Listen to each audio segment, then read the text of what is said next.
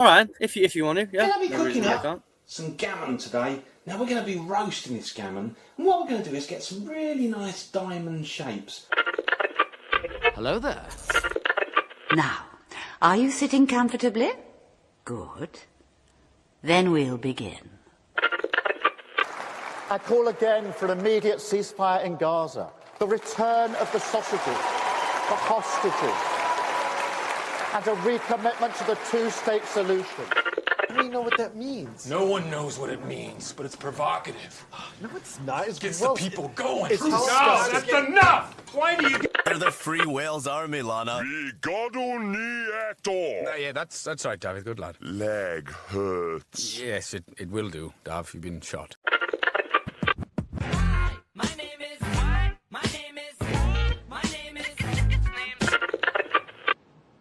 name is Jeff. I am the danger. A guy opens his door and gets shot, and you think that of me? No. I am the one who knocks.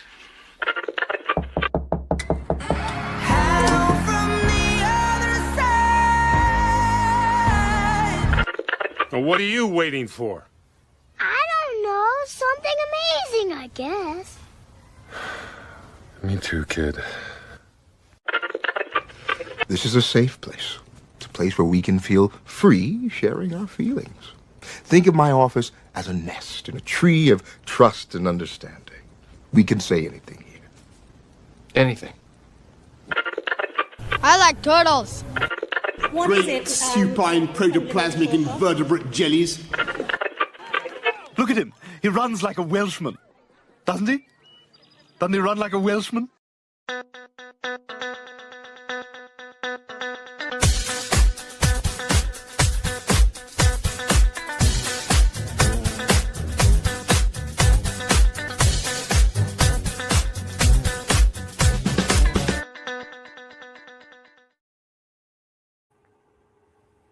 Yo-ho! Hello. Dad, press the button early. He did it. It was him. He did it. He pressed the button early. It wasn't me, you beaky little chugger. It were you. You did it. It was you wanted. I said, I'll just get ready to press, and it went. Anyway, hello. Are we early? How are we all doing? Hey, look at that. We've got a Smack Salad as well. Oh, are you waiting for an X-ray now? So Smack had a bit of a fall, and he hurt himself. And he's hurt his ribs, but he was. Do you know what? He was still smashing through his live stream and everything. Go and subscribe to Smack Salad if you're not already, guys. He's a legend, and he's literally in pain for his art right now. Then make sure you come back again. Yeah, make sure you come back again. But yeah, go and subscribe to Smack Salad. Go. Yeah, we'd miss you. Right, and let's crack on. First of all, I really need to make a very serious public service announcement about points. Andrew Luke came in half an hour too soon. Well, 27 minutes too soon to get points. You have to be within the first half an hour thing. But I'm going to let you off for that, and I'm going to give you a point for that. You can have 1 point for that, for being enthusiastic and an hour early. We like it. In at first place, though, properly, we have Michael, as always. It's either Michael, Gillian, or Jim, isn't it? So Michael's there in first place with 10.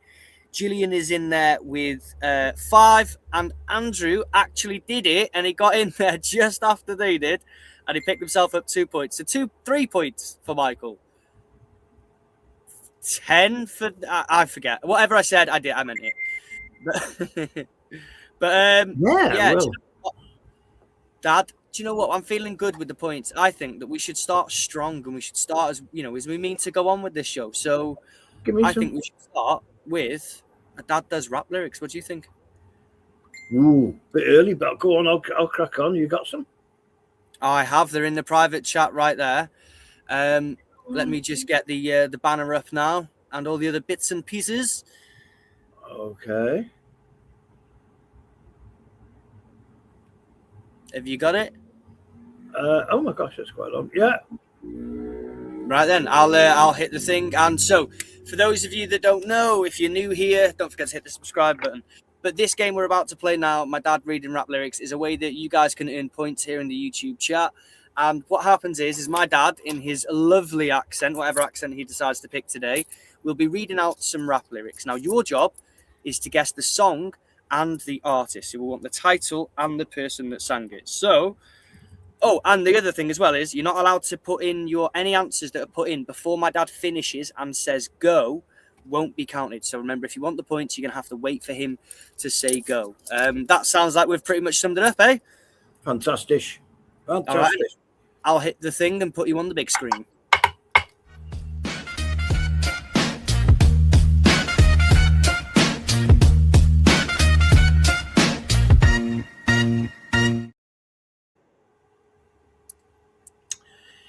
Well, now, don't you tell me to smile.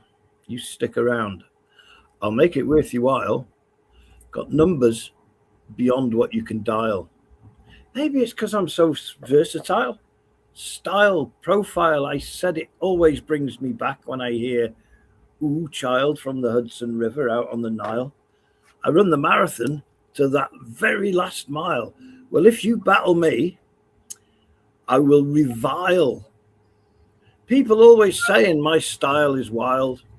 You've got gall, you've got guile to step up to me. I'm a rapo Phil elf. A rapo Phil elf. You want a battle? I don't want that. Fuck that. You're in denial, coming from Uranus to check my style. Go ahead, put my rhymes on trial, cast you off into exile. Alexa, stop. You cast you off into exile. Go. Oh dear. Oh, Alexa's setting you up. Isn't it just, Alexa, you little bit? How are you doing? Alexa giving I clues. can't No, imagine Alexa anyone's gonna get wasn't that, giving clues at all. No. It was awful, wasn't it? It was awful. Do you know what? 5 points to spec so far. It was the Beastie Boys. And then following up with the other 5 points, getting it immediately is Agent 47 LFC. Getting it right. It was Intergalactic Beastie Boys. And here's how it should have sounded. I'm joking. Copyright will not let us do that. No, that's how it should have sounded. No idea. But that was, yeah. Hey! Yay. 5 points to Specs, 5 points to Agent, and hello, Flow Snake. I hope you're doing well. Hello, 234 Cheech, Agent, Smack Salad, Michael. We've even got the Hulk in here today, guys. So just whatever you do, don't make them angry. Yes, we've got Andrew, we've got a Jillian, we've got everyone, all the cool people here, and all the smelly lefties too. It's nothing but members at the moment, it looks like. Isn't it cool? It is. It's so cool. It's just, yeah, it blows me away every time. It's absolutely amazing. So in today's show for you guys, we've got a whole bunch of stuff. We've got a really big, long audit corner. We're going to be talking about Annie Says and the abuse, the torrent of abuse that she's been receiving from the auditors. And then we've even got a bit of Burke Alert to get through as well. But before we get through to them, as always, the obligatory headline rundown is coming here. And Dad, you know what? I've got a... I don't know if you'll find it as funny as I did, but Andy Burnham did a boomer. And we're going to have a look at it just now.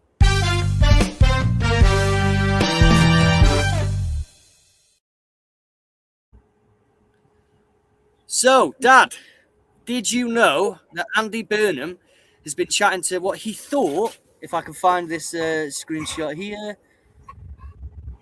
Yes, Milo, I can hear you panting away in the background. But Andy Burnham has been, this is quite funny. He's been having a chat with who he thought was Trump's chief of staff. It turns out it was a random fake account. Oh. And the prime minister of our country pulled the most epic boomer fucking... Was it a phone call as well? Oh, dear. Now, I do have a thing on here now. I just need to pull up some links on this. But but when I heard, I mean, it's not even that funny. But what made me laugh the most was his sort of defense of it.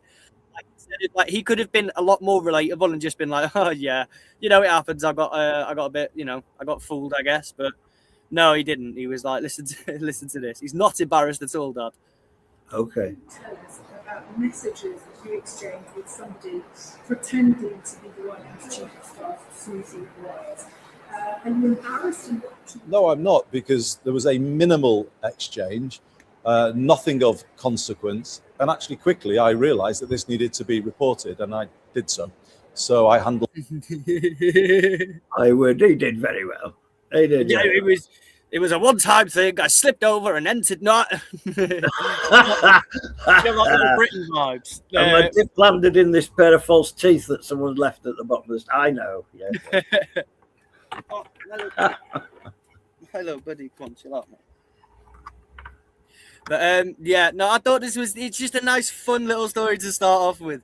He's bless him. I didn't realise because he's, like Burnham. He comes across. He's regional. He's from Manchester. He's relatable.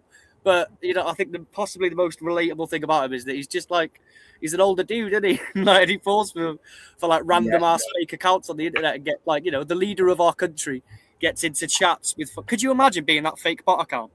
Being like, oh, this will be a laugh. Oh my god, I'm talking to the Prime Minister of the fucking UK. I'd love to know what. I'd love to have heard the conversation though. I gave nothing away. Liar! You talked your head off. Obviously. it was a minimal exchange. You see, I only gave them the nuclear codes. Yeah, it only went on for an hour or so. Oh, sorry, we're not doing it right, Dad. We're doing the traditional Prime Minister. I only gave him nuclear codes. Nuclear? Is he from North?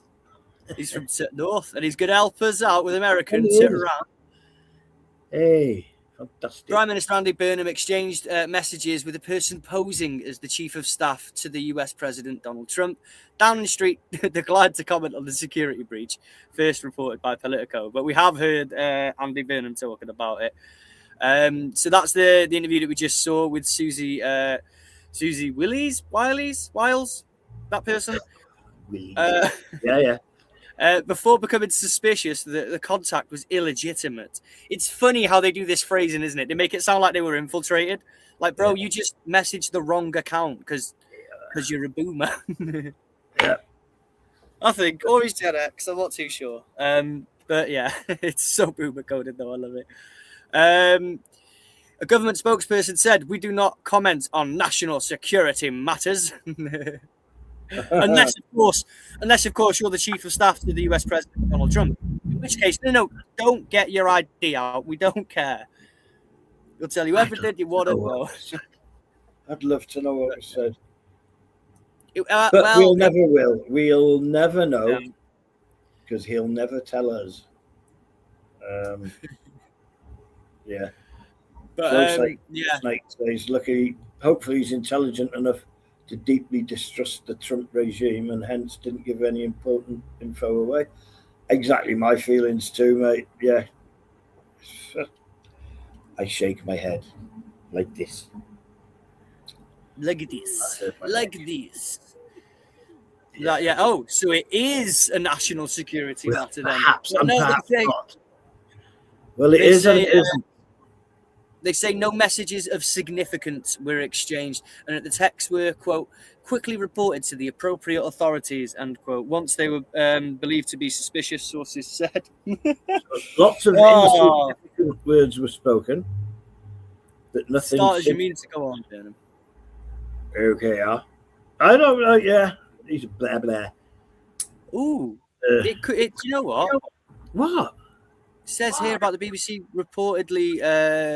They were reporting on an FBI probe into this person's phone being hacked in May last year, and so the chief of staff said that her phone had been hacked after an impersonator or impersonators, plural, Dad, more than used her one, to message of the US top official. Do you reckon? I don't even reckon that it was. I reckon that she just got shit-faced and then started sending loads of messages that she regrets to like diplomats and things. And it was like, oh, I've been hacked. Maybe you never know. She might have been using it like a dating app. Who knows? But that's that story, and it's not a big one. It's just a nice, easy breezy, fun one to get us in today. The next one is a little bit more serious, although it's not the first time that it's happened, but Russia has been threatening more consequences to London. So yeah, let's have a look at this.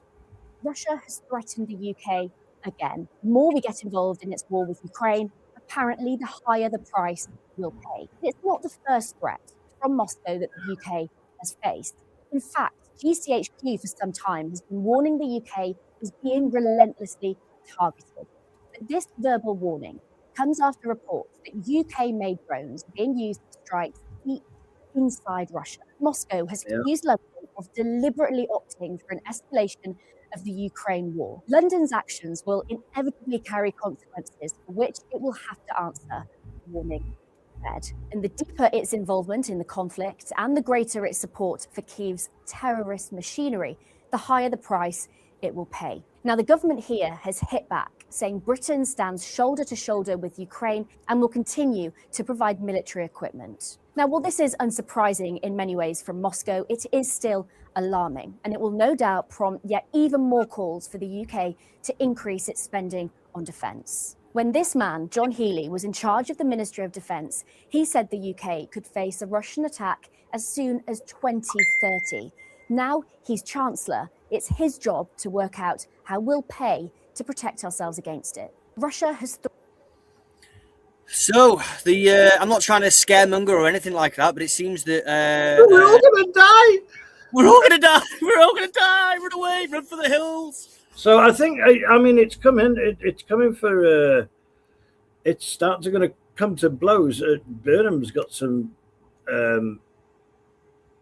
fucking diplomacy to work on.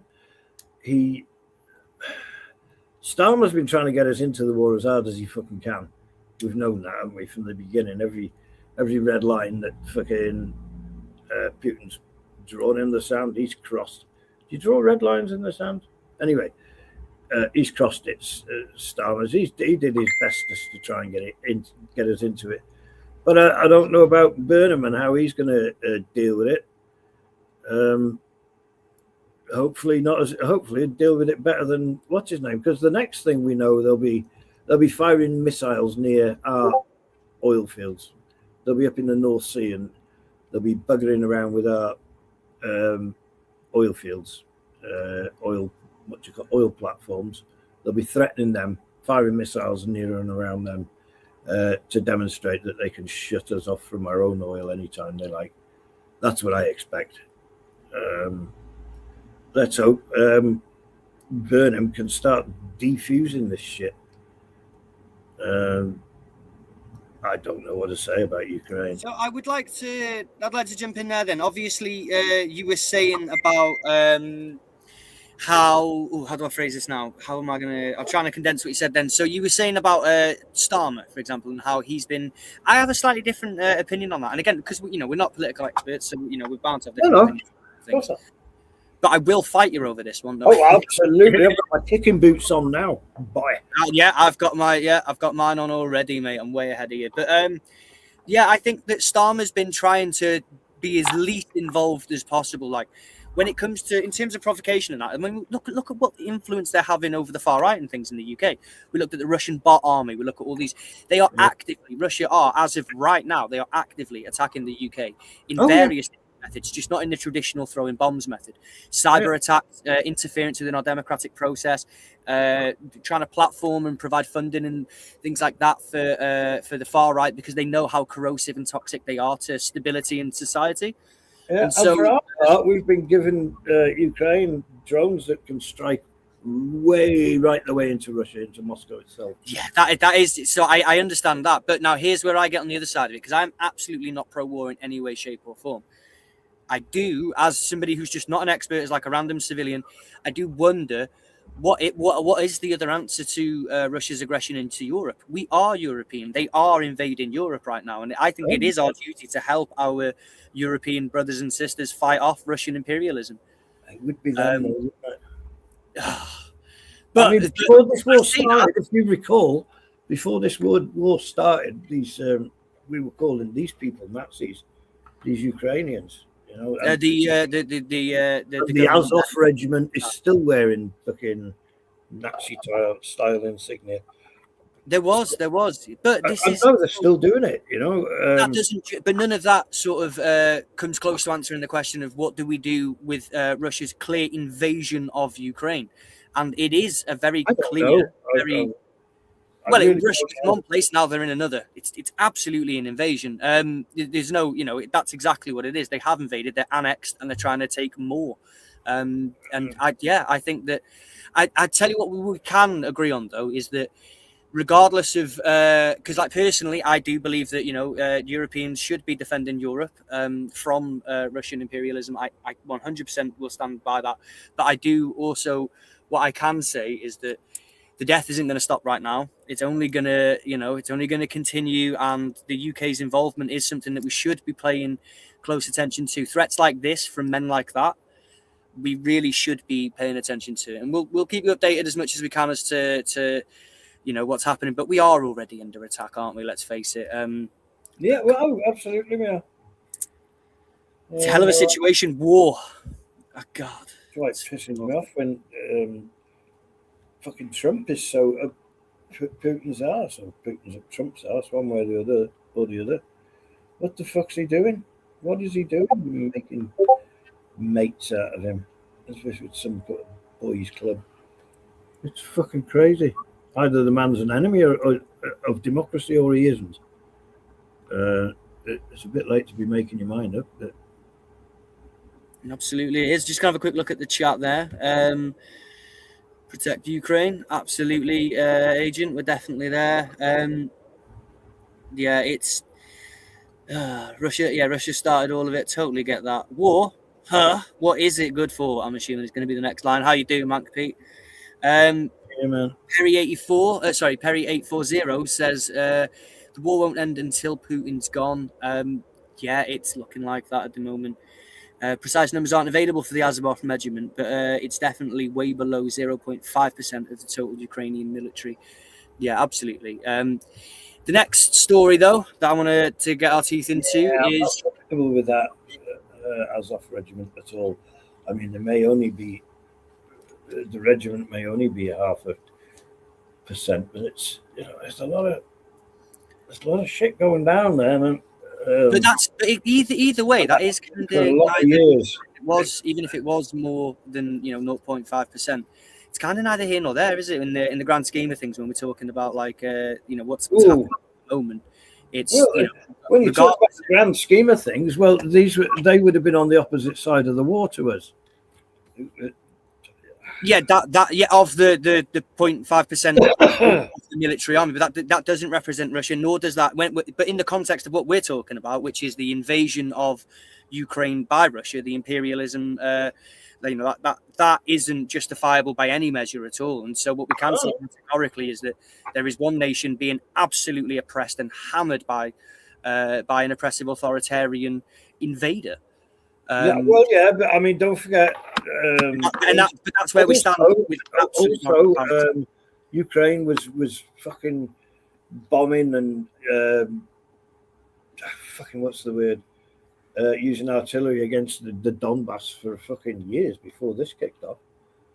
There's a long and a complicated history that you can't just bottle up into one thing. There's no sharp fucking edges to this. One kind of bleeds into the other.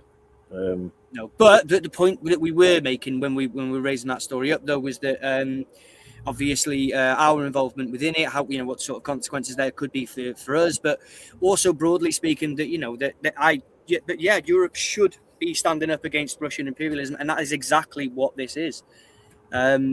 I mean, it's a literal invasion and stuff, isn't it? But I wanted to shift the focus over to another news story, if we can, at the moment. This one about the vigil of Jason Arday.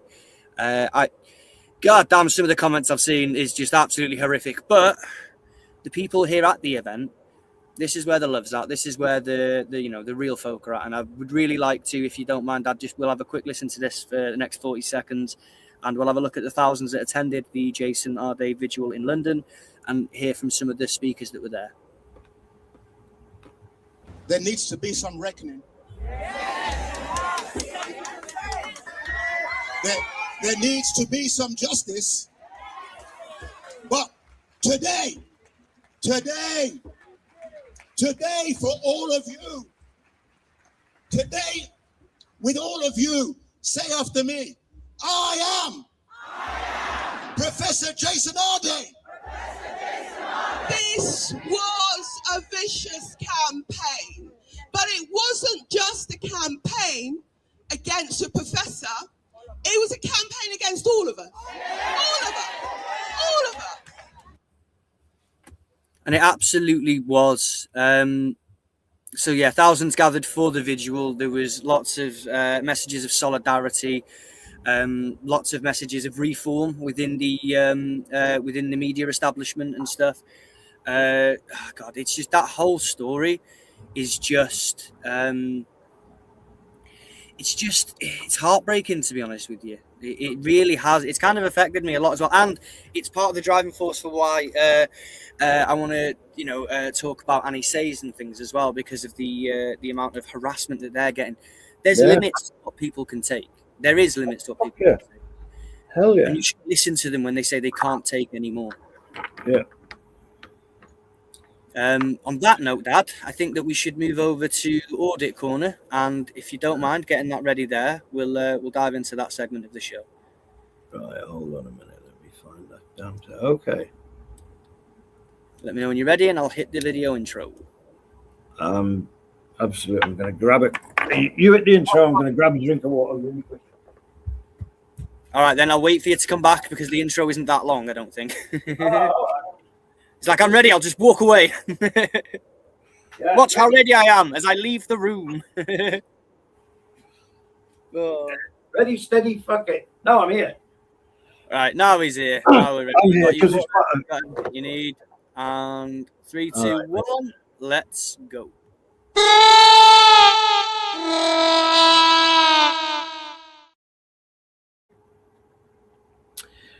So it's time to talk about Annie Says again. Anika Zahir is a British Pakistani activist. She's an independent content creator and a journalist working for the independent media outlet The Canary. She engages in grassroots protesting and independent media reporting right across the UK. In her Insta bio, she describes herself as a brown Muslim woman taking up space whether you like it or not. And we here at the ACOB family absolutely like it. She's a legend, and she's everything the auditors hate, which is why there's a fresh round of attacks on her from that bigoted collection of vloggers that occupies tier 5 of the far right. Those who with us regularly will know exactly who we're talking about. She has been targeted yet again. I saw a clip from Britain's most racist, most vile, and most annoying auditor, Paul Dunbar, aka DP Audits, adding his shit to the pile, which we will play for you now. While we're on the subject, of Paul Dunbar, we also saw this exchange. Oh, my apologies.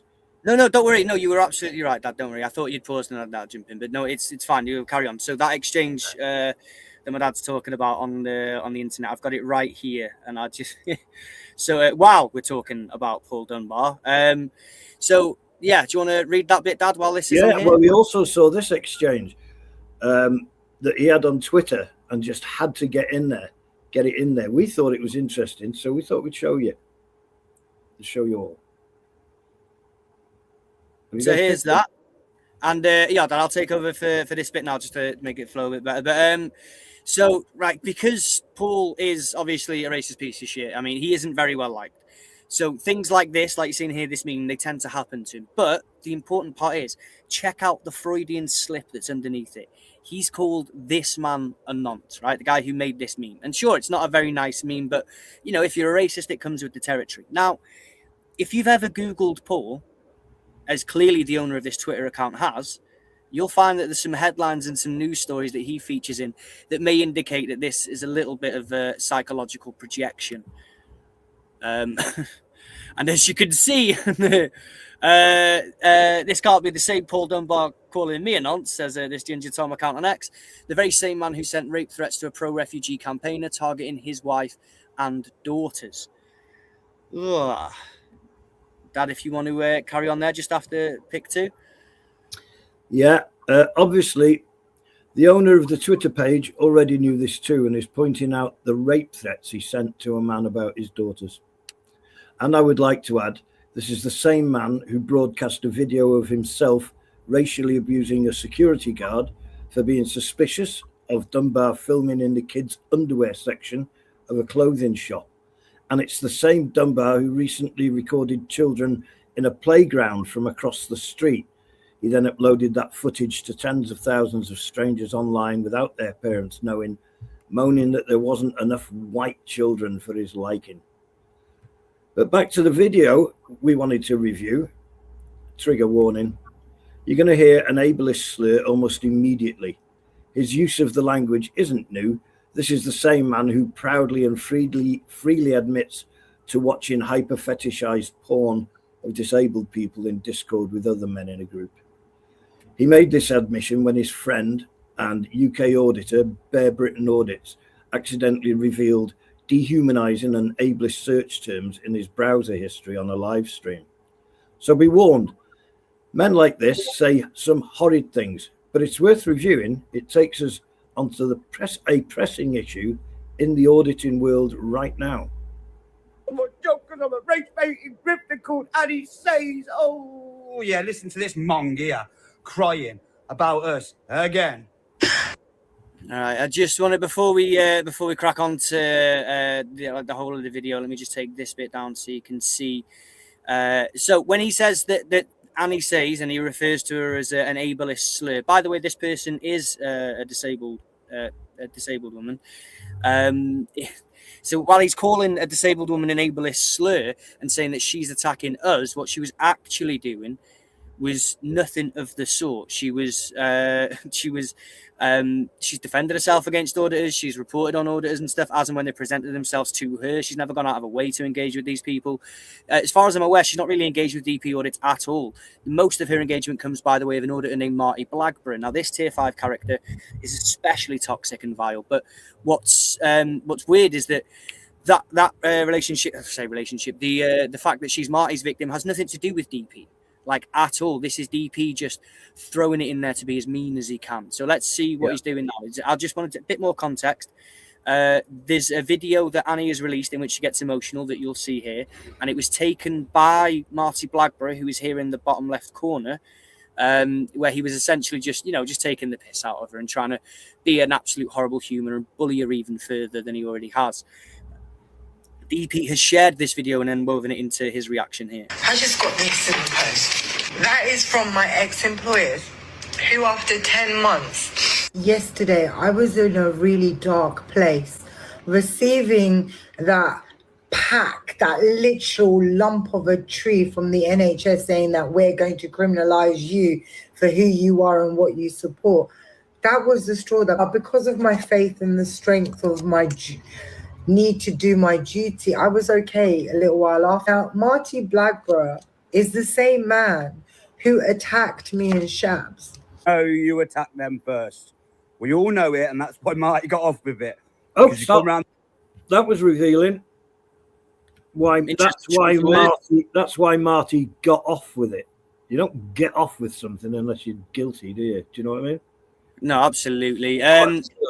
Thank you for stupid phrasing. Shout out to Crow Crag for the 5 gifted memberships. And not only did I miss that one, but I also missed another from Crow Crag, another very generous 5 gifted members. We've got an extra 10 members today, courtesy of Crow Crag. Thank you so much. Crow Crag, you're an absolute gentleman. Thank you so much. Yeah, absolutely. Really, really appreciate it. Thank you so much. But no, back to this though. Just want to clarify, what he's just said is an absolute lie. It is an absolute lie. The reason why Marty got off with it is because of the mishandling of this case by the police. West Yorkshire police are absolutely aiding and abetting criminals in their area by being as lazy as fuck. Their negligence is assistance in terms of the criminality in their area. But the main thing is that she didn't attack first, and that's something that we're gonna explore more into. But this by Paul Dunbar right now is an absolute lie. I'm back and we kicked him. It was dark. He was only there 10 minutes. Stop lying, Annie.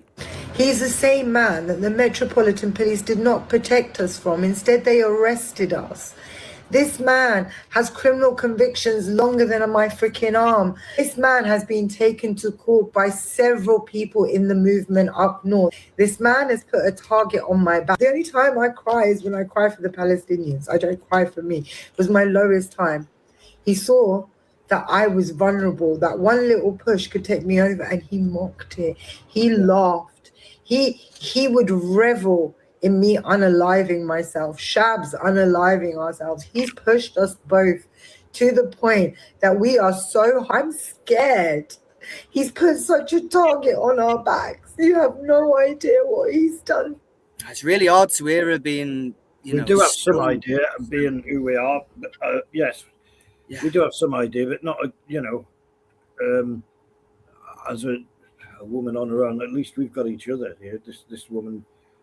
Well, she does have a friend, but I mean, it's not enough. She needs a real support network. It's a different ball game, isn't it? Entirely being a woman. Also, what the fuck does it have to do with DP? This nothing. Everything that they hate. He's just chosen to stick his fucking oar in here, hasn't he? And trying DP, to. Yeah, it doesn't have nothing to do with him.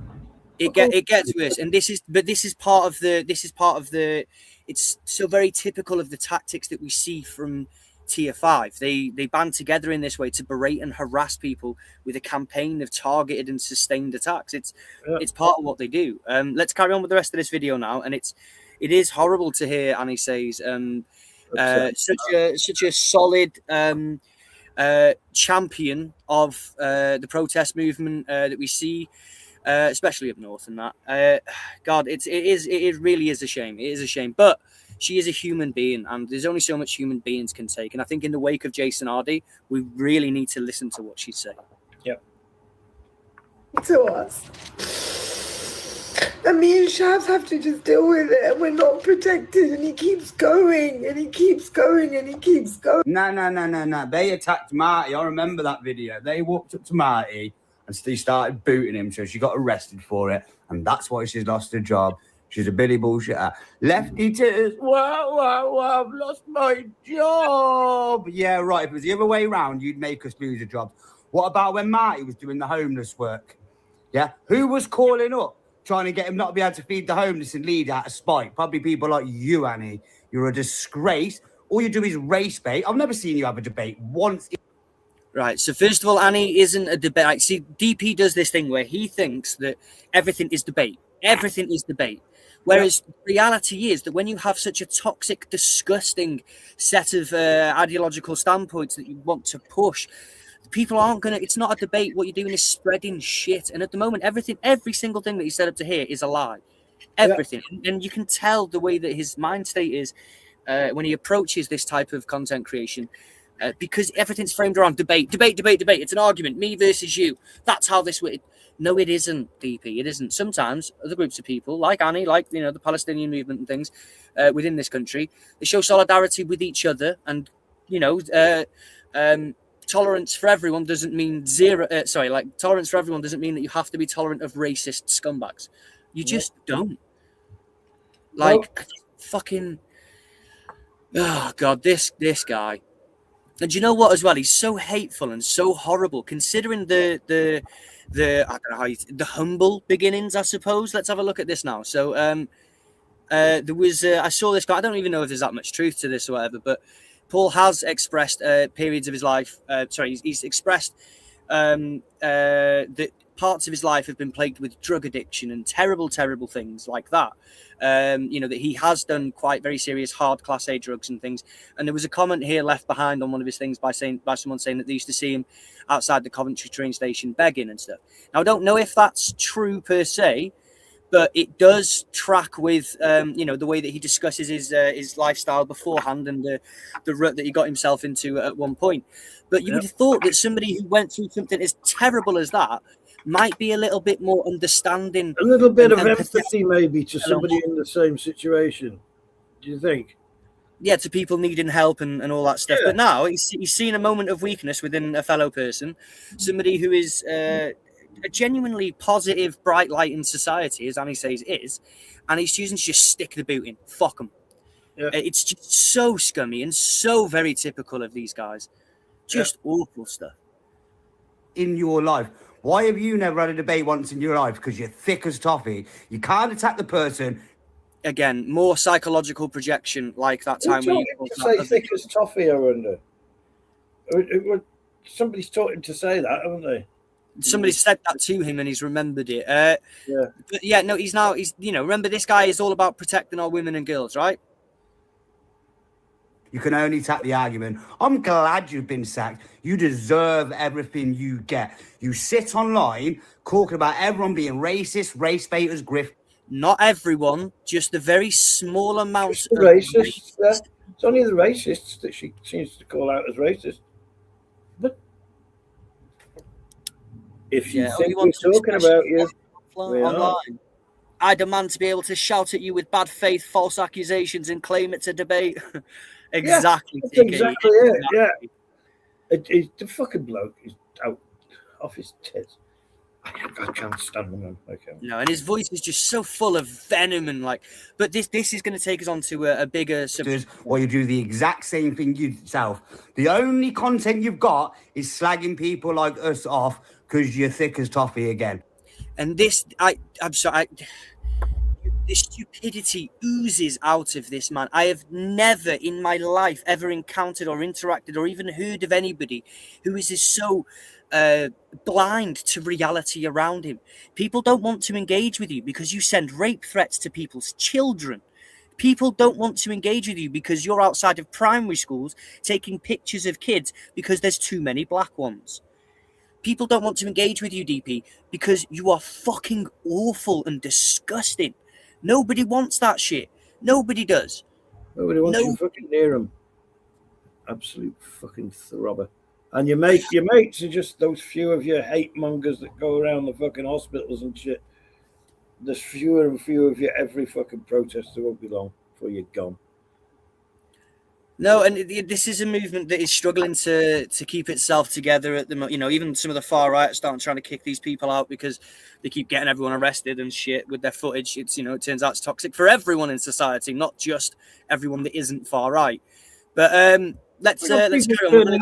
Swinging out fucking Hitler salutes. I mean, what the fuck? Oh, don't worry. He comes into this story as well in a minute, Dad. Oh, does he? Absolutely nothing to you. So I'm glad you've lost your job. Leftist ideology in the NHS is destroying us. The NHS is leftist ideology, you fucking idiot. Free healthcare at the point of arrival is literally a socialist, like, fucking ideal. That is socialist endeavour from fucking beginning to end. Of course it is. Absolutely it is. Because capitalism's so great that we have to keep it together with a patchwork of socialist fucking entities and organisations, because otherwise everything would fucking fall apart. He's like, there's no room for leftyism in the NHS. Like, bro, you are thicker than an idiot. Fucking idiot. He has no idea, does he? None at all. You know, that famous arguing with people all the fucking time. Not once considering it might be fucking him that's causing the argument. Because he's everywhere. He's always arguing, putting people right, putting fucking policemen telling them how to do their jobs. All that shit. And he's always wrong. Always wrong. He hasn't a clue. Honest. And in the rest of the civil service. So, boo, Ronnie, go somewhere else. Oh, poor you. This is Arrested Development. This is somebody who, I don't know what happened in his childhood. I know that his father isn't around and things. I don't know what happened to this guy in his childhood, but he stopped being able to develop past the point of a petulant teenager. Yeah. Like, there is not a solid adult thought between those fucking ears. Like, everything is just literally through the lens of some shitbag teenage bully that didn't get enough attention at home or whatever, and so he's taking it out on the world around him. Yeah. It's absolutely vile. Dad, do you want to carry on with the... do you want to pick up where we left off there? Yeah, I think so. Is that where we say DP did us a bit of a service here? Yeah. When we saw his vile video on Annie Says, we remembered we've not yet really explained the constant attacks on her by the auditing community, specifically by way of Marty Blackburn. So that's what we're going to do now. We're going to look at the situation, explain why DP was lying to you in that video, which is the least worrying of the things he's done, but we'll look at where he claims Annie attacked first and prove that's wrong. We'll look at the assault she had to endure, and explain why Marty and DP and the rest aren't normal, and they are trying to get this person to hurt themselves. And we'll show you why these attacks on Annie, represent perfectly what auditing has become to be all about. It's a xenophobic practice, sometimes violent. It's deeply misogynistic, and they will try to bully you until you unalive yourself, especially when you're a brown-skinned Muslim woman who also happens to be a real journalist, unlike these racist shitheels who pretend to be. YouTube auditor called Marty Blackburn. Now, I couldn't bring you the footage before because the police held onto my phone for over 8 months. But now, I don't know why this version has been sped up, but it has been sped up. I'll try and help you out if you're not hearing it. But she's just explaining there that that this man here underneath is the guy that assaulted her, and she's not been able to show the footage because the police held onto her phone for quite some time. This was just a couple of weeks ago. This was released. today we have an exclusive showing of that footage. I'm going to play it now, and then we're going to come back, talk about it, and make sure that it's amplified. Right, so let me just walk you through what we're seeing now. So there was a protest happening that Annie was attending. Marty Blackburn, his racist mate Roy, the same Roy who who was both in the IRA and the British Army. Of course, none of those things are true. He is a liar. He invented the IRA. He formed it. He was like, yeah, you know, working with you wouldn't know what it was like there. And then at the same time, I was also invented double bass, all that stuff. We know him as Oi Oi Savile Roy. He's just an elderly, like an older sort of white. He's the end of a bell, isn't he? He's a bellend. He is an absolute. He's a proper racist piece of shit. He used to rock up at Palestinian protests and things like that of that nature, and start waving bananas and things at people, which is about as fucking obviously racist as you can get, man, without actually saying I'm a racist. Do you know what I mean? But yeah, so this guy turned up alongside Marty Blackburn. Marty Blackburn was fucking drunk, and then essentially just, you know, pushed his way into this group. These people who he's been attacking for a significant period of time up to this point have said, look, you need to fuck off. And they're trying to see him off away from the demonstration that they were attending.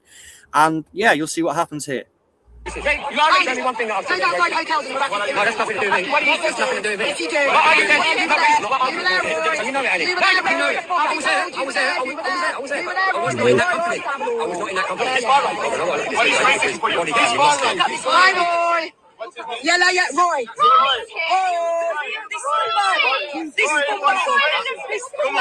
That's it. I'm focused on Martin. There you go. Protecting our women. That's when that's when Annie attacked him by spinning her phone to the ground. Yeah, she attacked his knuckles with her own knuckles when he punched her hand and knocked the phone out of her hand. That's the thing we just heard DP describing as well. And that's exactly how it went down, as you can see. Fucking touch me! Don't fucking touch me! Yeah, you think I'm a pussy? I will do you dirty. You get my head. So remember, he approached them, pissed out of his head. They're just trying to see him off at this point. They've got their phones out and they've started recording after he's already approached them, wankered, right? And then he's getting in there, trying to push around and that, getting in their spaces, trying to cause division and conflict so that he can record it and cash in. But he's a bit too drunk. And so he's going a bit too fast. When they're seeing him off, as they should do, because there was more of them than Marty this time. Usually it's Annie being surrounded, but this time there was more of them. And so they were seeing him off, just fuck off. Which obviously, absolutely, you know, you should do. Fuck them off. You know, get them away from you to keep yourself safe and do all that. So in return, she was smacked in the hand. He knocked the phone out and he did elbow her as well. That isn't caught on there. And this is all before she very gently sort of taps him on the bum with a fucking foot. She's tiny. And that's all she did. A little kick up the arse. Which frankly, in the most metaphorical ways, he fucking needs the kick up the arse. There you go. That's him elbowing her now. So he's punched her. He's elbowed her. She has not made any physical contact with this man yet. What are you going to do? What are you going to do? What are you going to do? And there you go. A little kick up the bum after she's already been attacked. And that, right, we heard DP audits saying that She That's kicked when he him. attacked her. Yeah, where He's she only attacked there for 10 minutes and you attacked him. DP, you are a fucking liar. And so is You're a Marty sad Blackburn. piece of shit, DP. The footage he uploaded from Roy and from whoever else was there missed out that bit where he smacks the phone out of a hand. Yeah, it's funny how this stuff hangs around, isn't it, on video, and doesn't it doesn't just become what they pretend it has. No, and it's hard to say exactly where the whole thing started, but for a long while we've seen Marty Blackburn lead a campaign targeting Annie Says. It's not just him, but he was the biggest player. He would intimidate her both in online and in public, harassing her at protests and demos. Marty's channel, it hosts the typical far-right auditor content that you'd come to expect from these fucking horrible people. He goes to protests where he is racist as fuck, and then he can cause some confrontation. He can then film and post to his social media and make a bit of money. All right? He once advocated as well, just to give you a measure of this man, while drunk, again, because he's fucking always drunk, for shooting and killing asylum seekers. Yep. Do you want to carry on with that little bit that we had written? Yeah, he met Annie at Palestine marches, I believe, because there's an ongoing genocide and because billionaire-owned platforms have zero moderation. It seems creepy auditors who have no souls have seen a semi-lucrative market and pre-made audience primed for eating up content that's just provoking people who protest the genocide and our involvement in it, harassing them, bullying them, auditing shit. Annie is an activist and, as such, is a regular face at these events. She stands up for herself when confronted by this rabble of bigots and misogynists, and she reports on her experiences with them. Because they want confrontation, they began to target her and her fellow activist Shabnam, specifically and relentlessly. It's hard to say who was targeted first between her and Shabnam, but I would really like to interview them both at some point about it. Either way, what we can say for sure is Marty specifically would create racist posts online about them both, as well as others, trying to replicate what Marty has done for clicks. And if either Shabs or Annie happen to be in the same space as Marty, I can't keep social services away, Blackburn, he would terrorize them using racist tropes, calling them terrorists and things like that. He's known to call brown women monkeys, so you can imagine how vile it's all been. You sort your dog, and I'll crack on with this. But you got to remember the situation that Annie's in specifically, right?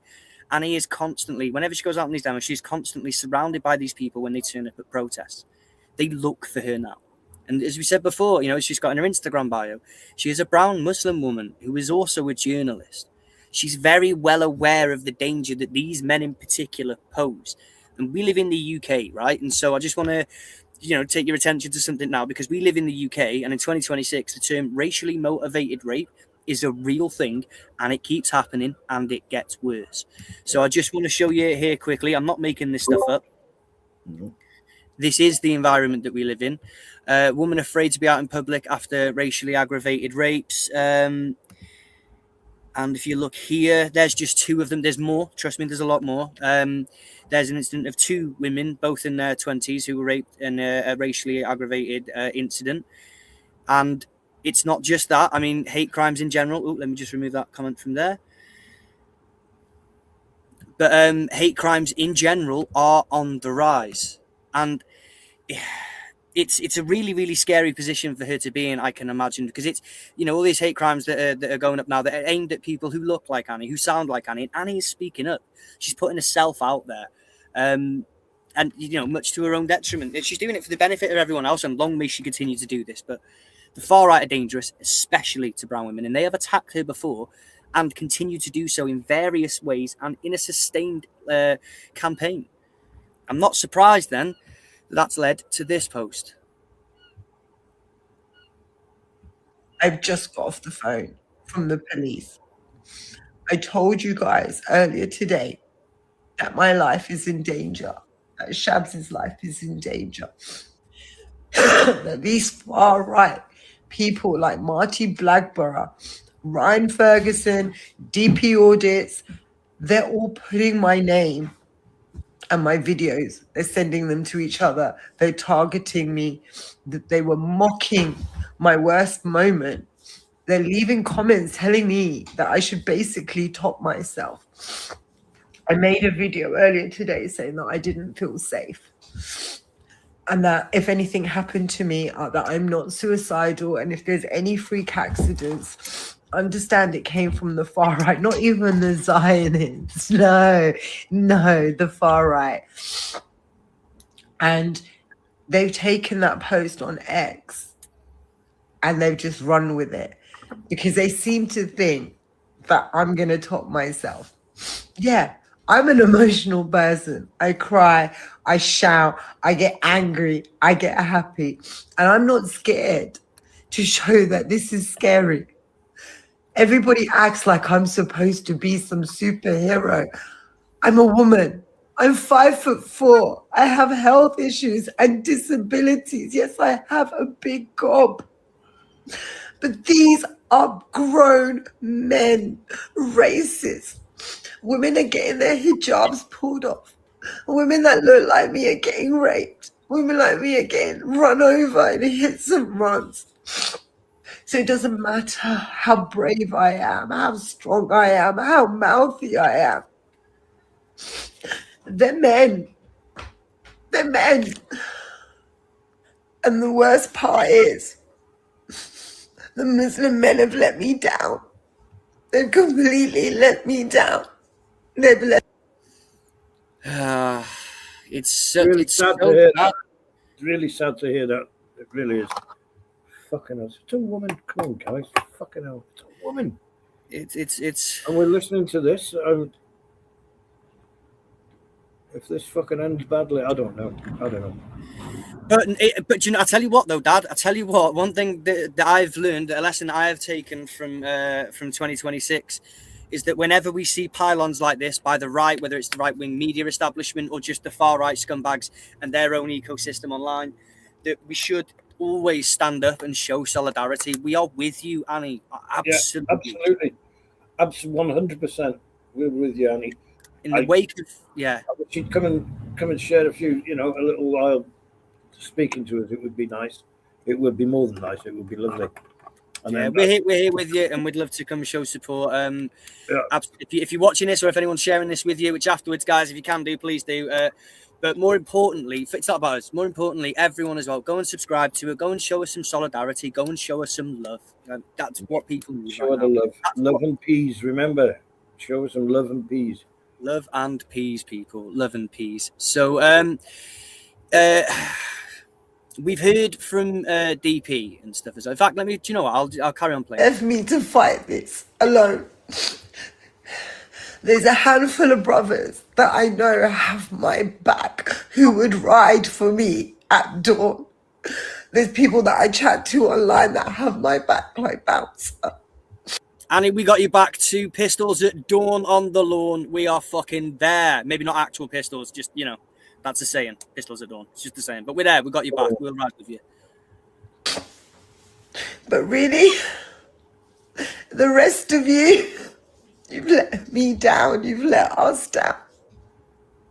You let them come after us. So what I'm hearing right now is a woman that is absolutely asking for solidarity. And that is exactly what we intend to give her. So we heard from DP giving his mindless thoughts and spewing lies and hatred against this individual. But there is another video that I want to watch in which Annie explains that full-on tier 4 bigot Ryan Ferguson is also woven his way in here. I've just got the phone. Oh no, wait, that's the same one. So a little bit later on this, I can't skip because I'm not actually signed into it. But she talks about how afraid she is, and she goes on to explain that that Ryan Ferguson, out and out neo-Nazi, who visits and is speaking with, in contact with paedophile and terrorist who plan to murder a woman in this country, an MP in this country, Jack Renshaw. He's also been tagged in this, and he's been dropping comments in as well. She's got actual, for real, no shit neo-Nazis piling in on top of this, thanks to people like DP. So we saw that video, and it's disgusting. It truly is. You see that the auditors are part of the far right, and as much as so as part of the far right, they have no end of places online to peddle lies and misinformation.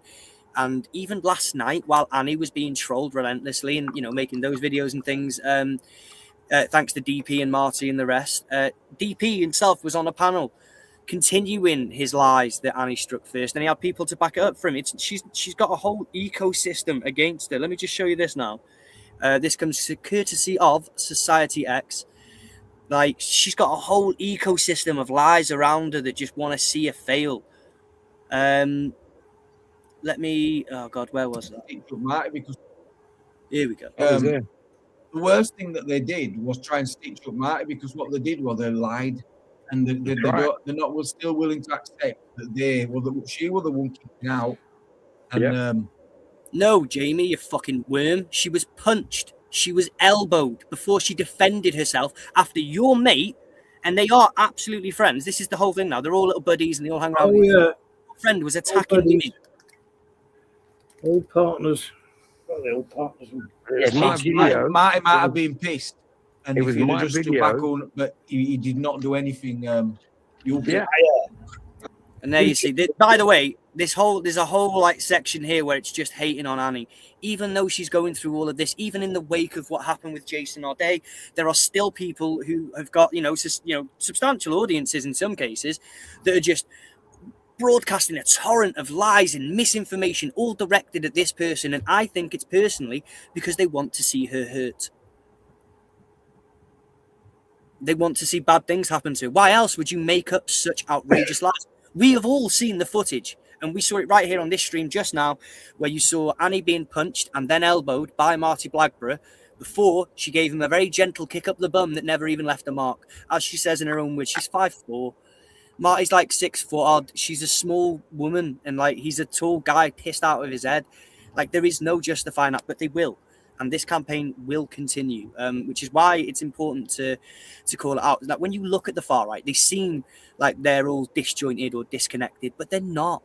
And we here at the ACOB family have identified a cyclical structure that shows all the roles that these guys play in the sort of broader picture, from the establishment level to the bottom feeders that we just saw on screen. Then these people are all they're all targeting Annie. Right, and these are the people that Annie's talking about without realizing that she's talking about the tier 5 group. And this is what they do. Today isn't just about showing you how bad the auditors are and the people that orbit them. Sorry, but it's also because we know that they're terrible humans. It's not new, but it's also about celebrating the resilience of Annie Says and showing solidarity with her and all the people who, like us, have been targeted by this cohort of racist, bigoted pieces of shit. And so we've got one last message from Annie Says. And this message is one of strength. She is saying that she will not be intimidated into silence. Now, bear with me. I just need to share. Sorry, slow laptop. It's getting there. Here we go. Share screen. 3 a.m. last night. So I made a video. I was crying. I called the police, and I showed you some of the messages that I got under a post on X where I was saying I was worried about my safety. And I wanted to clear a few things up now that I am not so emotional. Number one, this is not just happening on X. People like Ryan Ferguson, Marty Blackburn, DP Audits, they are passing my videos around, okay? So what's happened now is far-right people are being signposted towards me. So it's happening a lot on TikTok as well, on all my accounts. It's also happening under my Canary posts as well. So it's not just my personal posts.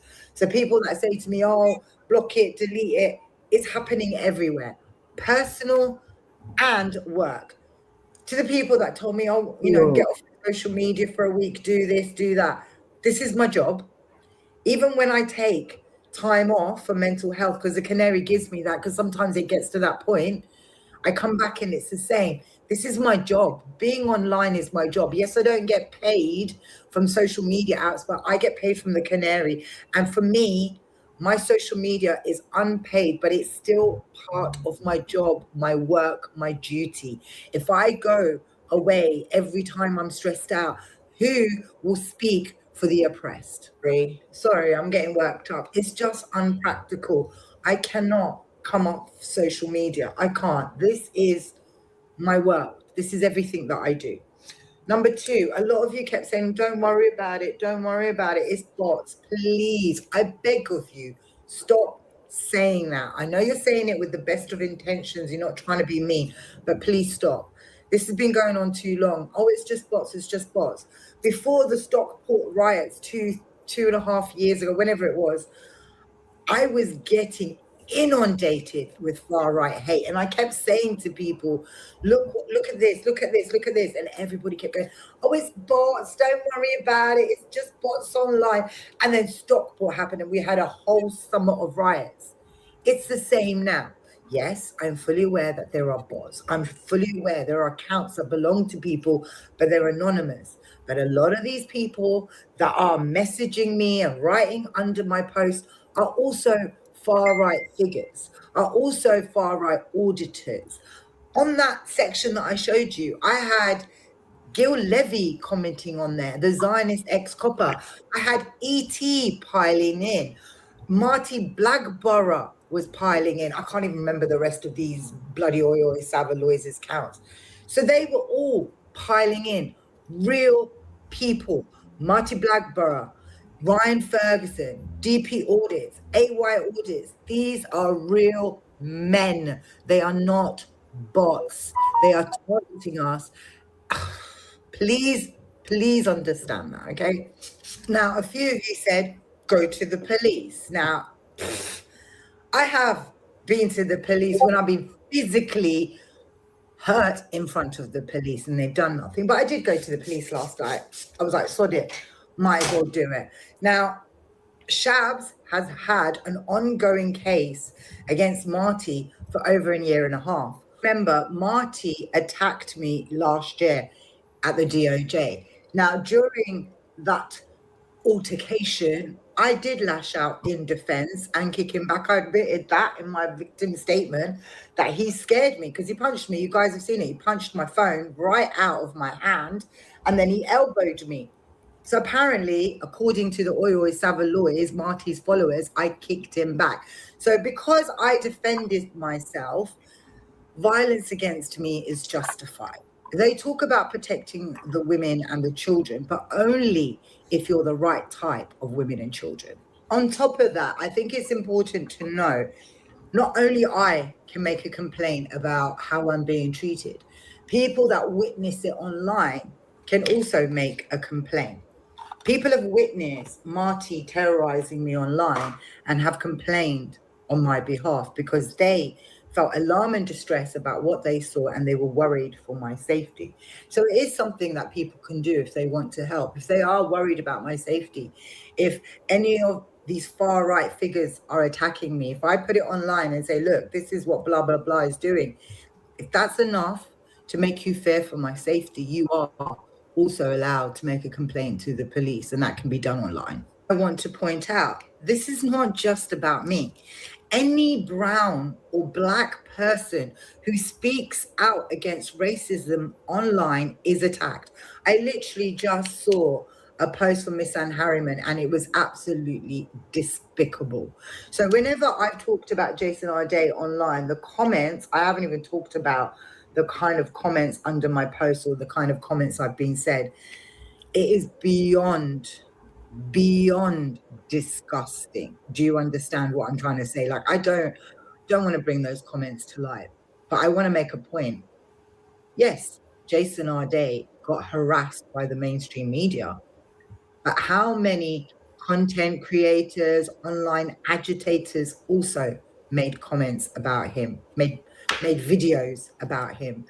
How many of these type of people commented under those posts? It all adds up. The media, the people online, the comments. It's done on purpose. It is. It's done on purpose and it's done with purpose. It's got a name. They want her to hurt herself. They want the same thing to happen to her that happened to Jason Arday. And I'll be fucking damned. I've got a platform, I've got a voice, and I will absolutely speak out about it. This is horrendous. Absolutely horrendous. Yeah, and that's where I'm at with that. Dad, have you got any thoughts? Yes. Sorry. Well, I've got to be careful here because you know what I feel about one or two of these people. Of course, it's absolutely fucking atrocious. It's beyond fucking. Oh, it's beyond that. These people are literally trying to hound this woman to death. I mean, all we can do is show her the love. Otherwise, I feel really quite helpless about it.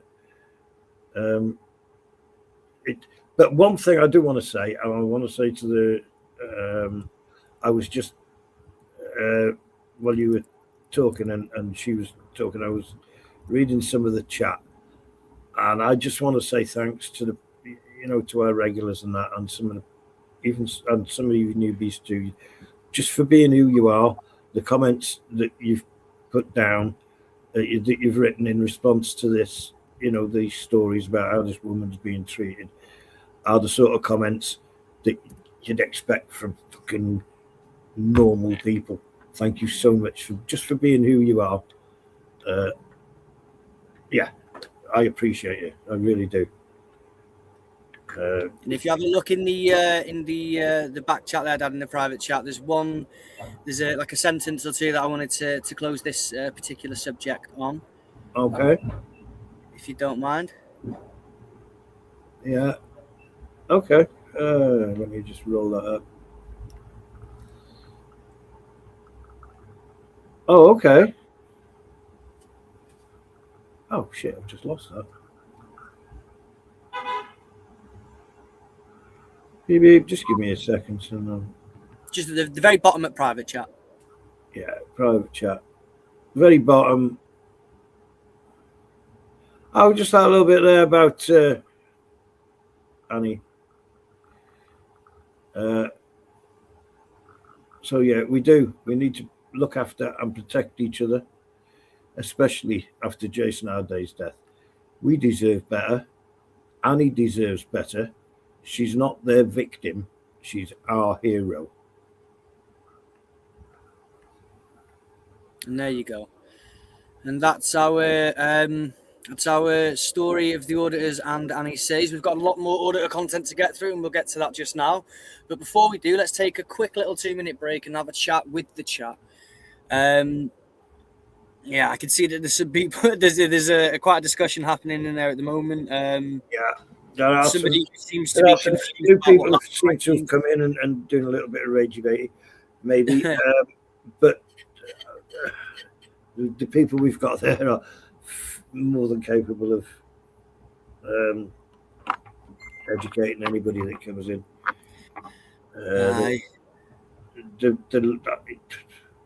I'm really impressed with you see, the answers and the comments that people have been putting down while we were talking about Annie and that. Lovely, you're lovely people, some of you, a lot of you, most of you, nearly all of you, you're lovely people. You lovely, lovely peoples. We're going to continue though to look at some not so lovely people's and some lovely people's comments first, and then we'll get back to the audit and stuff. But Agent 47 LFC says she has every right to feel like that. What she's going through, absolutely, 100%. It's got to be terrifying for her because, as we were saying, hate crimes are on the rise. All this other stuff is happening around us in the UK. It's not. This is the environment that they've created as well, and they're capitalizing on it. This is their wheelhouse to abuse people, racially, misogynistic in sometimes as well. But oh god, it's absolutely horrendous. So moving on though, we're going to quickly run through some other auditor updates, DP audits. Again, I'd rather not keep talking about this monster. He is creepy and he makes my skin not just crawl but fucking sprint. However, he is the most prolific when it comes to uploading content that perfectly demonstrates the state of mind, as it were, and the sheer stupidity of this particular messed up cohort in Tier 5, these auditors. Here he is, calling an Irish woman a traitor because of her religion. Which is really weird. I saw this. Let's have a look at this video here. Now, I'm not too sure if the context is in this particular video. This was shared by Never Give Up, a young Irish woman who converted to Islam. But this comes from DP Audits from his YouTube channel. I don't know if it's missing out the context, but I think at some point, either in here or beforehand, she explains that they shouted something at her, so she turned around. You do realise the West rejects Islam, FYI. The West do not reject Islam, FYI. You do because you're a filthy bigot, DP. FY other eye, twat. Absolutely. I can't wait for you guys. So good. Why are you not in a Muslim country? I can't wait for you Why don't you go to a Muslim? Pandering to their fucking fears. So the shout just as she's walking away. No, say something. You can say something instead of video and go, do it. Fuck my face. You want? I didn't say anything to you. You want to say something? You can. Yeah, grab my phone. Go do it. Yeah. Are you got an American accent? No, mate, I'm from Belfast, you twat. Belfast, you twat. See you. It's unbelievably, mind-bogglingly stupid. But then he gets, I mean, this is where it gets absurd. See what he calls her in a minute. It gets fucking absurd. Oh. So, why are you here telling us what to do? Are you got an American accent? No, mate, I'm from Belfast, you twat. Oh. She's given us all a lesson on how exactly you should talk to DP whenever he approaches anyone. I'm not from where you said I'm from, you fucking idiot. Represented. I'm from Belfast, you twat. And the Irish people in our chat are like, yep, represented.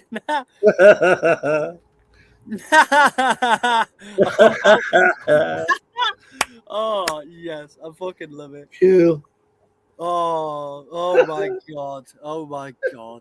So why are you here telling us what to do? I'm literally surrounded by fascists. He's about to, and she's being surrounded by fascists. She's being surrounded by fascists. He's about to say to her, an Irish woman, like, well, why are you over here telling us what to do? An Englishman, saying, asking an Irish person why they're there telling us what to do, and she hasn't so far. Oh, it gets more bizarre, yeah. It's fucking weird. Yeah, it's so funny watching their little brains work. Do something about it. You're a traitor in England, and you're not even English. I'm a traitor in England. You're a traitor. What are you talking about, I don't know what you're doing. I'm a traitor in England. I'm fucking Irish. Fuck, as he worked that out in his tiny fucking brain cells. I can imagine there's two brain cells in there, and they're just whizzing around each other, and they occasionally bump in, and a little spark goes off in his eyes. Anyway, you're a fucking traitor to England because you're Irish and a Muslim, and that makes you a traitor to England in his tiny little mind. It is the tiny little mind. These thoughts just tend to like bounce around a bit, pick up speed, and fuck off out through his nose or something. But he must mostly run on instinct because there's no fucking intelligence there, is there? There's no independent thought going on. No, none at all. Traitor to England. Hello, John. How you doing? Good to see you here. Also, I just wanted to help out. I don't know if anyone's noticed yet either, but we do have two streams currently running, one vertical and one horizontal. Whichever stream you're on, hit the like if you can, hit the share button. It's free, and if you really want to show support, it's only 99p to become a smelly lefty, officially a smelly lefty, and part of the group. But let's crack on with this. This fucking. And if you don't like us, hit the like 3 times. Yeah, an odd number of times. Right. I'm traitor in England. Seriously, what is this? What you do? Circle women? You approached me. Well, how else are they going to protect women and children if they're not shouting at them? And then when the woman comes over and approaches them, they have to then surround it. That's protecting women 101, right? Yeah. It's telling them that they're traitors, shouting and screaming at them because of their choice of attire, because of their religion. That's how you're supposed to do it. You absolute mong. Are you all right?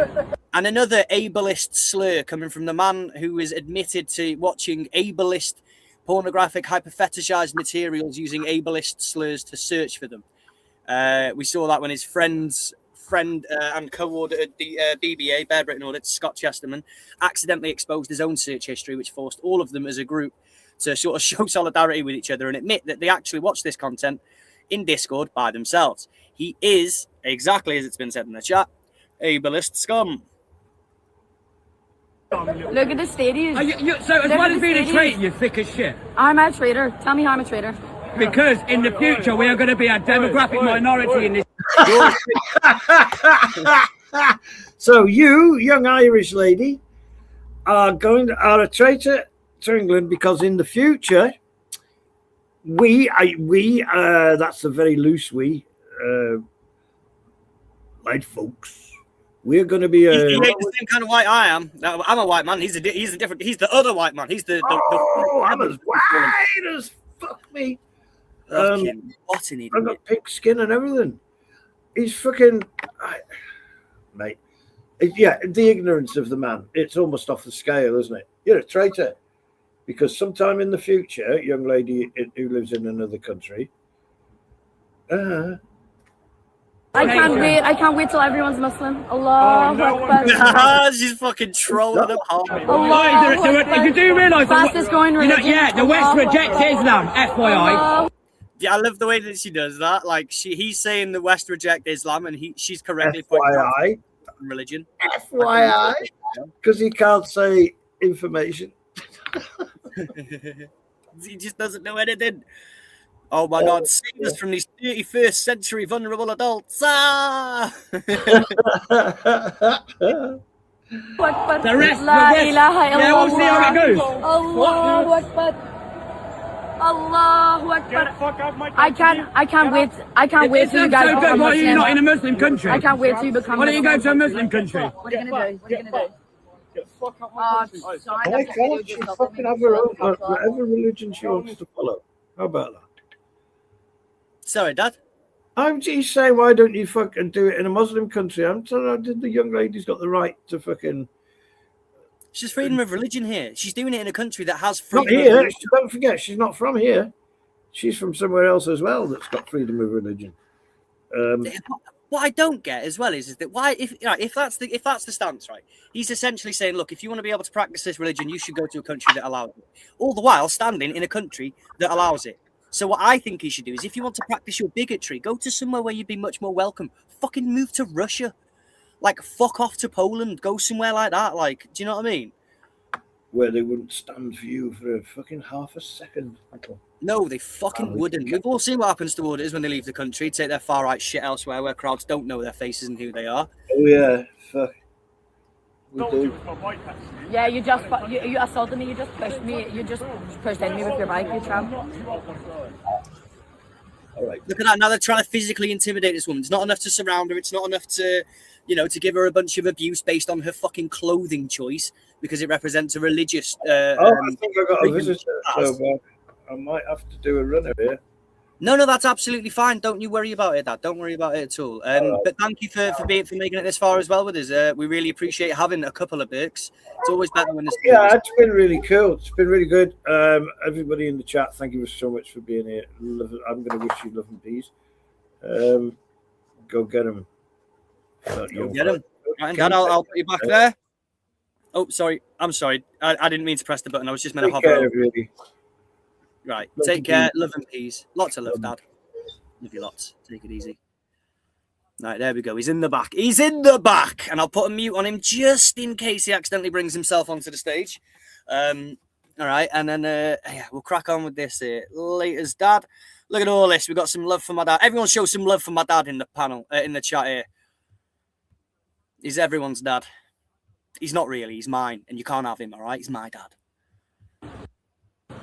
Honestly, though, I didn't say anything when you walked off. I didn't understand. Yeah, but what do you mean? I'm a traitor. You are a traitor. Hi. I can't wait till. You're a traitor. Why? Because you're wearing clothing that I don't like. You're a traitor to England, even though you're an Irish person. Like, fucking guy. Not that if she was English, she would be in any way, shape, or form considered a traitor because she's expressing her freedom of religion, which is absolutely a right that our own grandfathers and their fathers literally killed and died to ensure that we had.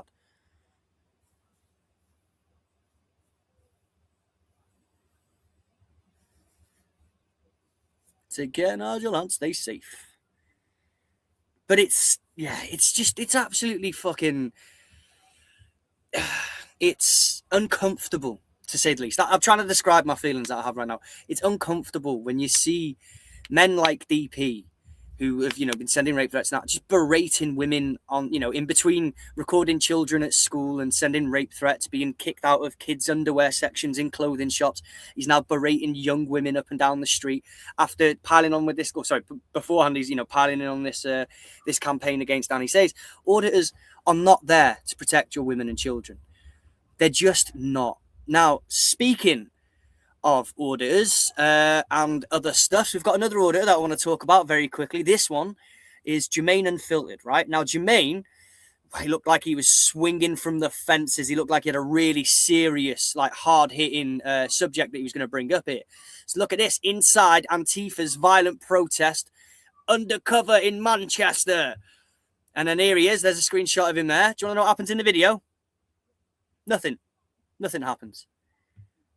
That's the Jermaine story over. Fucking these alarmist fucking triggering bellends that are out there trying to hype up their fucking audience with fear. They're like, oh my God, stay afraid, stay very afraid. Look, a guy over there got arrested and I don't know what for. And that was literally all that fucking happened. That was all that happened in that entire video. What a giant nothing burger. Fuck you with your clickbait shit, Jermaine. Just terrible, disappointing. I saw it and I thought, oh, might see something in it. No, just his imagination. That's all it is. The next story, because that's literally it. The next story about auditors we're going to have a look at now is there's a Labour councillor. I believe his name is Ed. What's his name? Ed Kimberley. I think I've got all the relevant info right here. This is the gentleman, and he has been a legend, considering he's a Labour. He's been an absolute legend. And just to clarify, this is what it says on his profile. He is a city councillor at Worcester for the Worcester Labour Party and member and secretary at the Worcester Labour Party. He is a Labour councillor, but he did a post recently. And we're going to have a look at this post. And it's about auditors, specifically RBR, but I think DP Audits also gets a shout out here. Purely coincidental. I'm not trying to pile on him anymore. But here we go. So this is a post by that Labour councillor, Ed Kimberley. He says, meet Ryan Brooks, a self-styled citizen journalist and auditor who makes viral content, in more ways than one, by breaking into hotels and businesses and perving about what's going on inside. I mean, first of all, opening sentence, 10 out of 10 for getting the language right. It is perving. They are fucking weird, creepy dudes. But lately, Mr. Kimberley goes on to say, but lately he's been branching out, trying on some new conspiracy theories for size. Ooh, sounds fun. Like how the government has been using chemtrails to cool the planet. Oh my God, the auditors are fucking... they're chemtrail fucking flat earthers, aren't they? Global warming, question mark. What a load of cobblers. Climate change, question mark. Yeah, and I'm loving the emoji as well. This guy knows what he's doing. He's good at the internet. Have you ever heard of the phrase tempting fate? Well, Ryan Brooks was seriously tempting fate less than 24 hours after posting his latest excretion poo-pooing climate change. His hometown of Stourbridge caught fire. I'm laughing at the choice of words there about poo-pooing climate change. Not about the fire. We watched that. It was a really fucking serious event. And lots of people lost their homes, their whole lives. It's fucking terrible. But it goes on to say, now, you might wonder, was this tragic event, this massive destruction of people's lives and livelihood, a wake-up call for Ryan? Lol, no. How very internet of you, Mr. Kimberley. Because where you see human catastrophe, Ryan sees viral content. Oh, yes. So Ryan went off and his very clever mate, I'm only laughing because I know who these mates are, it's well funny. So Ryan went off with his very clever mates to go and inspect the scene of the fire. And they were about as shocked and they were shocked and amazed to discover that they didn't have a bloody clue what any of it was about. Why were some bits burned down and not others? Why were these blue bins untouched? Why were tree trunks scorched and leaves still green? Naturally, their friends in the comments were here to help them with a perfectly reasonable explanation. Space lasers!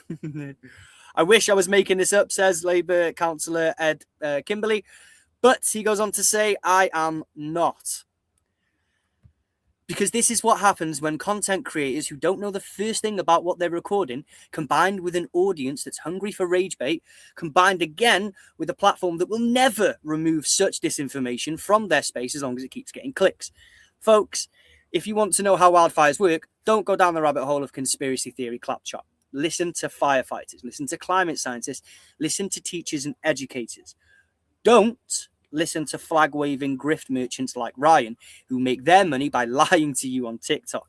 And as always, stay safe, stay strong, stay kind. What an absolute legend. But his post didn't just stop there.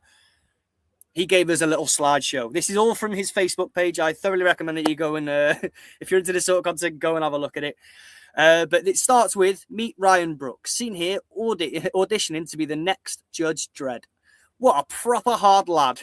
Couldn't agree with you more. Look at him. He's fucking well hard. Ryan is an auditor, like these lovely guys. Wouldn't you just love to bump into them in a dark alleyway? Hey, look, it's our friend DP Audits there in the middle. Ryan, says Ed Kimberley, doesn't spend a lot of time in front of the camera. So here is how he actually looks without AI helping him. And I just want to point it out there that I've also got another picture in the thumbnail for this thing that shows you exactly how he looks without all the AI. He's so fucking insecure, this older man, because he doesn't look like that either. That's an old picture of him. That's a really old picture of him. But he goes on, Ryan's usual trade is breaking into asylum hotels and perving on what's going on inside. That's exactly right. RBR, DP, BBA, AY, they all do it. Perverts that go and perv. It's just, what else are they doing? But lately, he's been branching out into some new conspiracy theories, like chemtrails and climate denial. Oh, isn't that cool? Look at him broadening his horizons. Then Stourbridge caught fire. And even Ryan can't ignore his hometown turning into an inferno. Now, that's where it gets sad. That is quite fucking horrible. But Ryan and his mates went out to audit the fire and discovered we have no idea what's going on. I'm loving this. It's a proper little story, isn't it? Well done. But thank goodness, because the comments are here to help. Directed energy weapons. Was that blue bin there before the fire? Because if it was there after the fire, then this must mean lasers from space. I don't fucking know. All orchestrated 100%. Of course. And this is what patriots have decided the cause of the fire is, not climate change. Space lasers. They settled on space lasers, guys. Thanks to the chat. So, folks, don't take your science from flag-waving morons like Ryan and listen to the experts instead. And I'm pointing at the guy on the left there, the firefighter, not the guy on the right. But there you have it. That was RBR, Ryan Brooks reports through the lens of Ed Kimberley and obviously his other associates, DP Audits, who's also in the firing line there, which I've got to admit, I fucking loved. That was a great little, adventure there. That was really fun. He told a brilliant story. It was thoroughly captivating from start to finish. What else do we have for you guys, though? Let's have a look, see what else we've got in store. We're going to head on over to Burke Alert, and we're going to look to a bit of an older story, but I wanted to talk to you about Posey Parker. That's right. The Posey fucking Parker. Let's have a gander.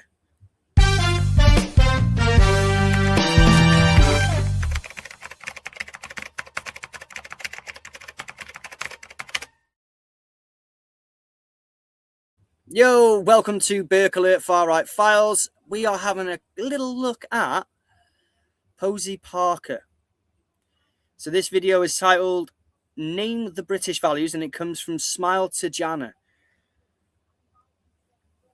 All right, let's go back to the start. We've probably all seen this dude. You might see him a lot at Speaker's Corner, using his rights as a citizen of the United Kingdom and just preaching his religion. I don't think he so much preaches, to be honest with you. I think that what I understand more is he just takes shit off right-wing people and explains calmly and politely why they're wrong about the Quran, because most of the time they are.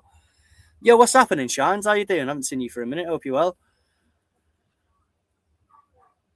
So, ladies and gentlemen, before the video starts, we're normally at Speaker's Corner on Sundays. Police have told Muslims that they can't pray in congregation in Speaker's Corner. So they said it's okay to pray just outside the gate. And that's where we were praying. As Muslims, we pray 5 times a day. So going to a mosque is not always practical. So I just want to point out as well, like, I'm not a man that deals with like mild inconvenience particularly well. Like sometimes I'm like, oh, fuck's sake.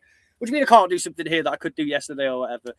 But yeah, I mean, clearly, you know, when presented with a mild inconvenience, they just, okay, we'll go over to this part then. We'll go to where it is okay. You know, being functional members of society. You know, it clearly an order's come down from an authoritative figure. I assume it might have been a police or a council worker that's, you know, explaining it to him. And being good citizens, they've just done what they've been instructed to do. So when we're at Speaker's Corner, our faith allows us to pray somewhere out of the way and not obstructing anyone. Not to mention it is well within the UK law, more specifically the Human Rights Act, Article 9(1). Here we're seen just praying outside where a far-right agitator, Kelly, turns up. Enter Posey Parker in a fucking Jimmy Savile-looking trackie. Praying on the fucking streets. It's outrageous. No, what is outrageous is that you felt the need to, with somebody recording you, approach them looking like Jimmy Savile and start shouting at everyone. That's pretty fucking outrageous, and that isn't how we do things in the UK. Bear in mind, she's platformed by Tommy Robinson. We have to remove Islam from every single place of authority. In her Australian. Can we move your fucking cheap glasses instead so we can see the evil look in your eye? Rally, she attracted a neo-Nazi group and she tried to run as MP for Bristol Central and she didn't even get 1% of the vote. Yes, Let's go back to that there. She's the founder and leader of Party of Women Political... What? Of the Party of Women Political Party. Posey Parker's Party of Women Political Party. There's no way she called it that. The founder and leader of... Yeah, it's what it's saying, isn't it? The Posey Parker's Party of Women Political... Posey Parker's Party of Women Political Party. Fuck my life. Sideways. Oh, my God. Prior to its launch in July 2023, and in response to Pride that June... What? Miss Keane was frequently quoted as saying, after the rainbows, we're bringing a storm. She is so Savile-coded. She is just so fucking Savile-brained. I can't even cope. It's just outrageous. Even the stupid little fucking... Ms. Keane stood for MP in Bristol Central in 2024. General election and came last place with 169 votes, or 0.5% of the share. She didn't even get 1%. And she didn't even get 1%. And I just said the thing, and then I shouldn't have said that because that's exactly... I'm sorry I stole your line. Of the vote. Yes, she came last. So now she hangs out of the vote. Sorry, yes, she came last. Look at that fucking smile. Oh, we are sharing that smile, brother. Oh my God. Oh, shout out to Daily Blase as well. It is fantastic to see you here. If you're not already, go and subscribe to Daily Blase. He is an absolute legend. All you guys in the chat, sit up straight. Daily Blase is here, right? We've got some serious stuff going on. I remember this. I had a hell of a good giggle over this on one of my live streams. He was brilliant and he made it look ridiculous. I've been meaning to get round to this, but there's just been so much other stuff that keeps popping up in between. But now I've finally got a chance to sit down and just laugh at Posey Parker. It's amazing. So now she hangs out at the park dressed as Jimmy Savile. It's not just me that thinks it. So now she hangs out at the park dressed. Oh my God. Are you worried about Islam? Posey will fix it for you. As Jimmy Savile, standing in front of people and posting on a little Twitter page, oh, look at these Muslims bowing down to me. So after I finished, I wanted to have a discussion with her. Oh my God. Everything about them is fake. Even like that. Look, I have so much power. It's like, oh my God. The cringe dial has been pushed all the way into the red. Redder than the Savile tracksuit that she is currently wearing. Because, you know, that's what your boy does. Family, religion. That doesn't And make it what we wrong. also do is we don't do this in the street. That Do doesn't make it Christians- wrong. do It's actually Muslims allowed. pray outside in Saudi? We're talking about the UK. It's permissible to Yeah, do you're this. using our tolerance against Can I finish my us. Right, clearly you don't have any tolerance. None at all. Like, what are you on about? Using our tolerance against us? Like, what do you mean, us? You ain't tolerant. You stood there giving people shit because they're praying. Which, by the way, this person also pretends to be a Christian. Like, you're allowed to pray too if you want to. Just do it. Have a laugh. Sit right. Do you know what? If you sat down next to your Muslim brothers and sisters and you prayed with them to your God while they prayed to theirs, I am almost 100% certain that when everybody has lifted their heads, you know, away from the spiritual connection that they've just experienced, and they look at each other and the people around them, they'd all be sharing smiles. Like, it doesn't matter. There is no war. There's no attack. There's none of that. This woman is just a harbinger of fucking hate. She's just a beacon of ignorance for all the dumb fucks to sit there and like, yeah, you tell him, Savile. Point. You're using Can I our finish my tolerance point? on them. We're actually allowed to pray in the street as long as we're not harming or stopping somebody. And look at this as well, acting like she's fucking just stumbled upon this terrible act. She's got a camera recording it. She's got a microphone attached to her Savile lapel. Like, she's going for it. Like, this is all orchestrated. From going past. I find this harmful. I find it harmful. This is the far right, ladies and gentlemen of the audience. This, chef's kiss. This is peak far right. The same people who brought you "it's only hurty" words are now saying that they feel hurt or threatened or whatever the fuck it's stupid thing that she just said about about them praying in a street. Nothing to do with her or even anywhere near her. She's approached them. What the fuck is she on about? It's deluded as fuck, man. I think delulu is the thing that the kids are saying now. Okay, on what base? Well, I find it an affront to 6-year-olds Give that me a don't want to get precedent. married. Give me a precedent within the law that shows what I'm doing is wrong. I don't need to give a precedent in the law. You do, It's because immoral. if you say something It's is right or against wrong, the cohesion of let me this finish my country. point. No, you are against the cohesion of this country. If you weren't there, Posey Parker, look at me. Look at right in your face. Right? Look at me. If you weren't there, there would be no issue. You're the fucking problem. It's you. Relax. Well, tell me why you're doing it. Relax. If you're Tell saying me I'm why doing you're doing something is right or wrong, I'm assuming you mean in terms of the law, correct? No. Okay, then in terms of what? Subjective morality. Yeah, Well, then I have different subjective morality to you then. It's the end of the conversation then. No, not really. Well, basically, what he's saying is that nobody gives a shit about your feelings. Nobody cares how you feel, Posey. Nobody, I cannot express this enough.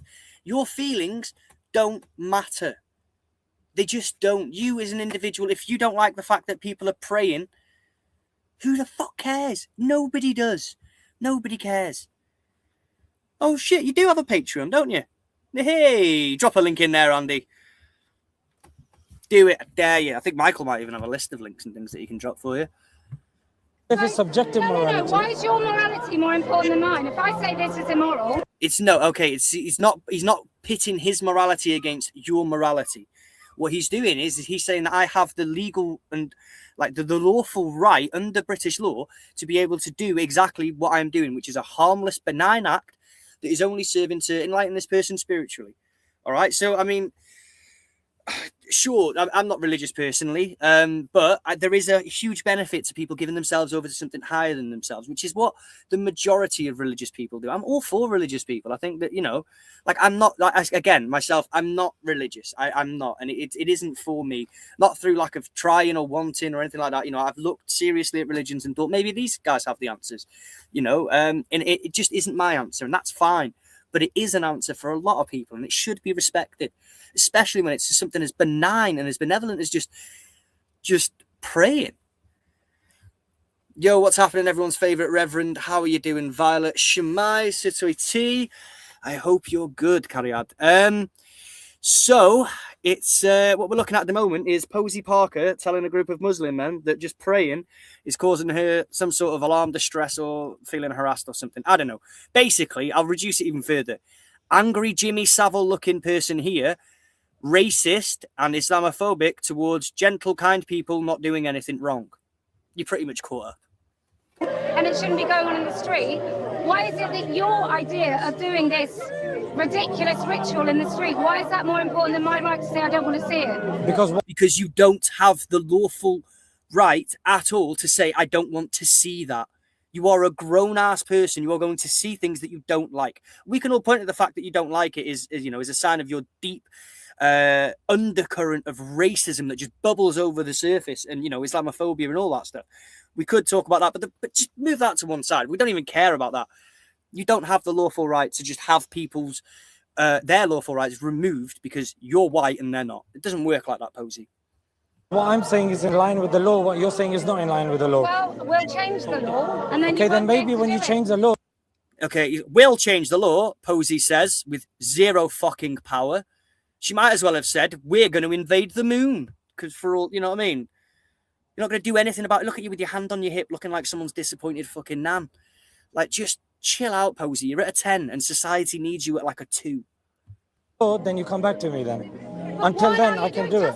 Tell me why you're doing it. Because we're allowed to do it. Okay, then we pray 5 times a day. All right, then There's a fantastic question in the chat in the chat here. Not sure why she doesn't just leave, like, the area. I'll be honest with you, I don't have an answer to that, but I have another question.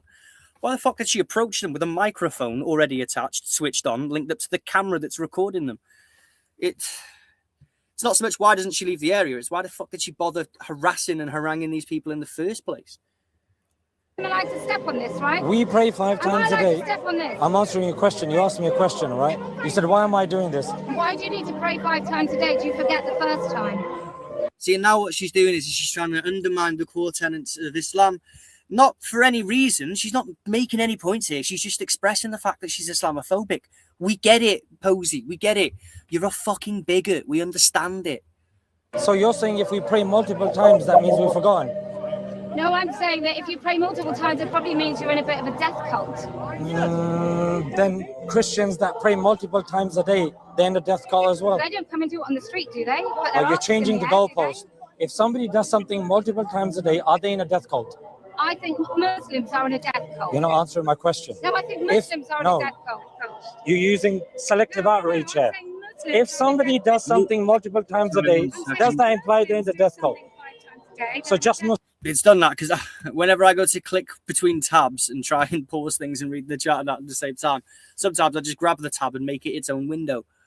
Whoever designed that feature, they deserve to forever wake up with crumbs in their bed.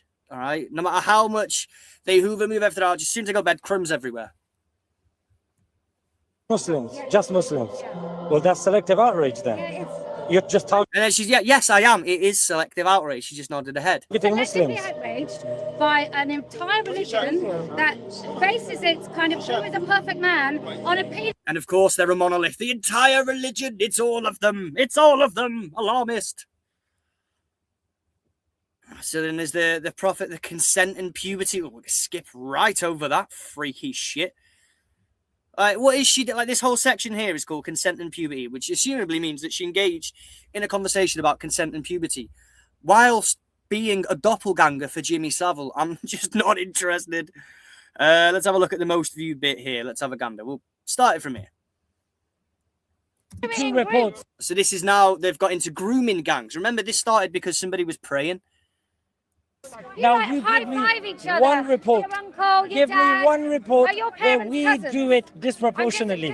One report. Just to get this. I promise you she can't. And I promise you right now that if you asked her to repeat anything that you just said, she wouldn't be able to tell you because the whole time her mouth was open and words and sounds were just falling out of it. Also, if anyone's watched Valerian, I'm so sorry to do this to you, dude, but this is my ADHD brain. Now I have to show you. Bob from Valerian and the City of 1,000 Planets. Oh god, it's got the last ones in there.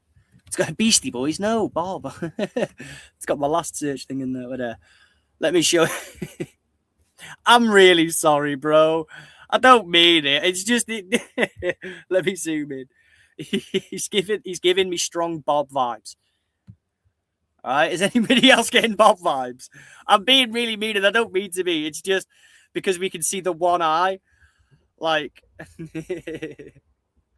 he's giving me Bob vibes. I'm sorry, people. I'll carry on. More genuine commentary from now on, I promise. Let's do it.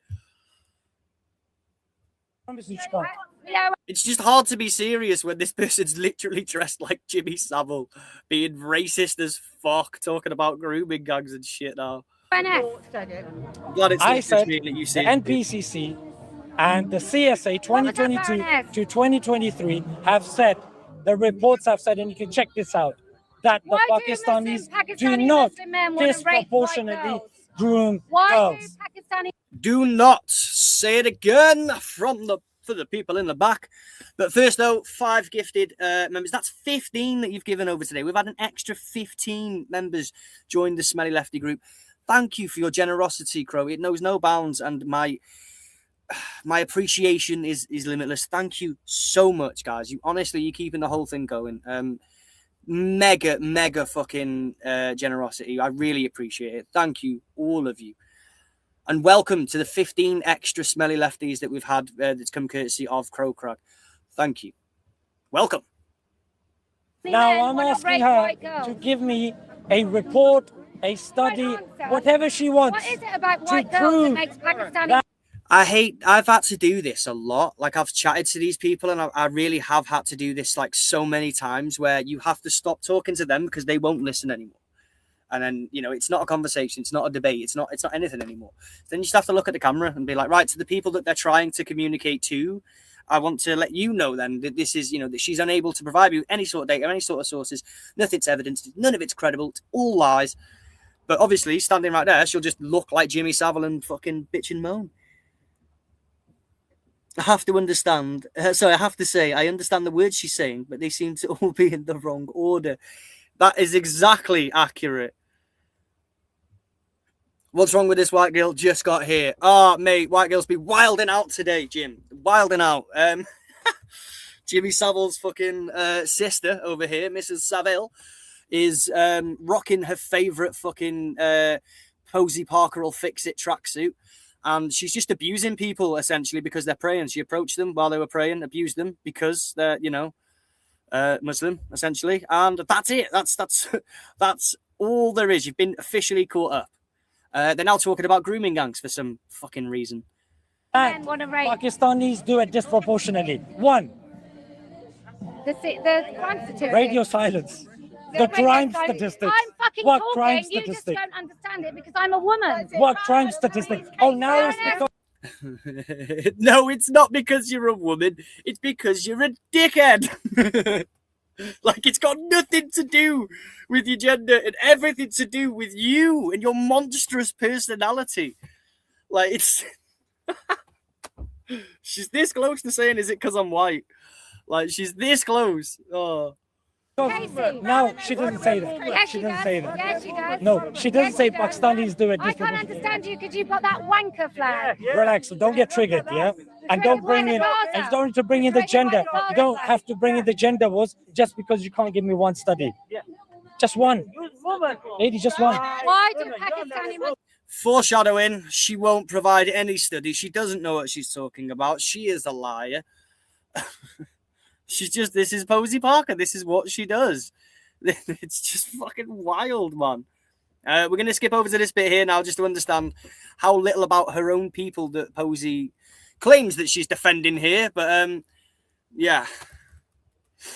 Why do you do this? Why do you do this? I know it's why difficult. do these far-right people do this anytime we're actually bringing You're a coherent far-right. You're an argument? Islamist. Oh, so you're not a far-right. Islam is far-right. Colonizing... I mean, she's wrong, but she may have accidentally stumbled onto something that's kind of based. Now, hear me out. Get me wrong, right? So, the far right and their terroristic ways, single fastest growing domestic threat, according to MI5 in a recent report, a fairly recent report, saying that they are the single fastest growing domestic threat. They are outpacing extremist religious terrorism as well in terms of reports to prevent and all that other stuff. Now, I personally, when it comes to the way that we look at terrorism, we lump together like LASIK groups and things, don't we? Like left wing and single action terrorist sort of acts and stuff. So that could be like incel classes, is like, you know what I mean, like that sort of thing. That kind of comes under LASIK. So it's not classed as left wing terrorism, but it's lumped together in the same LASIK category. I personally do not see any distinction between right-wing shithousery and terrorism and things, and the people that they claim to hate, which would be, as she's just called it, I hate this phrase, an Islamist. I don't like that because it kind of ties this directly into Islam. It's nothing to do with Islam. These are just religious terrorists, and they exist the world over. But religious extremist terrorists, I believe, personally, fits the exact definition for the right, bar one or two words. So if we talk about wanting an ethnically homogenous state, and, you know, we're willing to hurt people for it, that would make you a far-right terrorist. Now, if you say you want a religiously sort of homogenous state, I say that that's exactly the same thing, essentially. Like, literally, like, barely any difference whatsoever. The far-right ideology and religious extremist ideology fit together so beautifully well. One wants to construct society based on a hierarchy of ethnicity and race and nationality.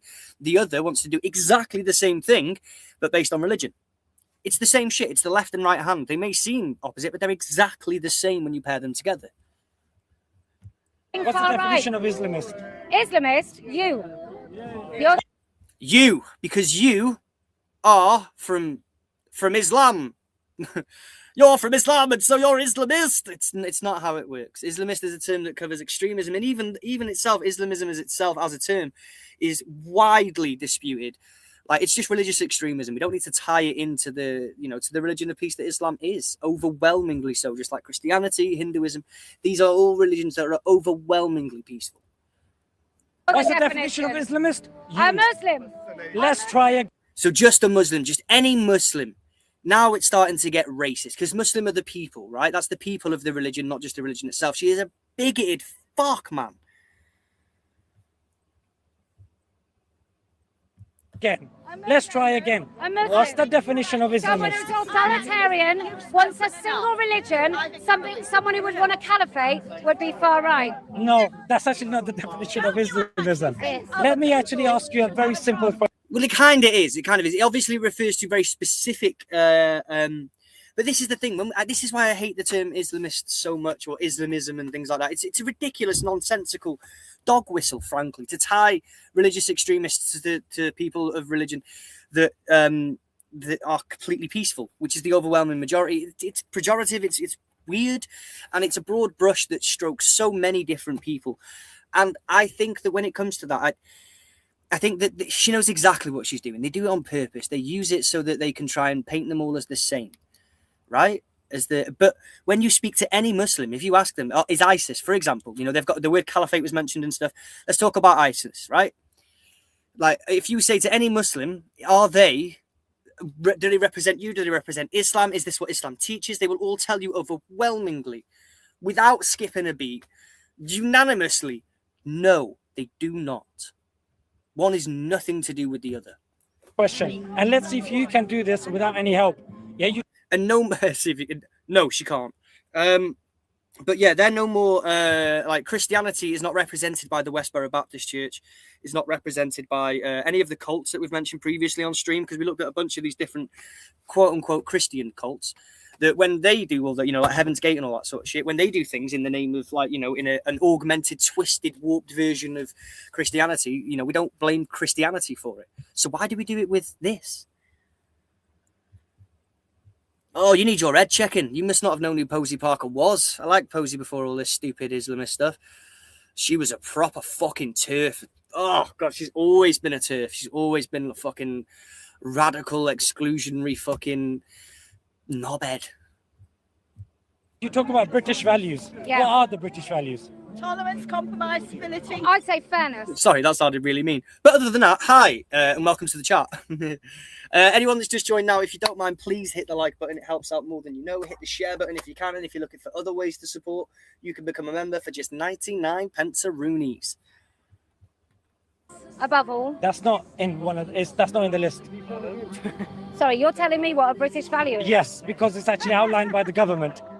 Yes, it is. It's written down, you fucking idiot. She doesn't know this, though, does she? She didn't know that British values is something that's been crafted by the state of Britain, by the British state, that we have defined what they are, written them down, and ratified them, essentially, into our society.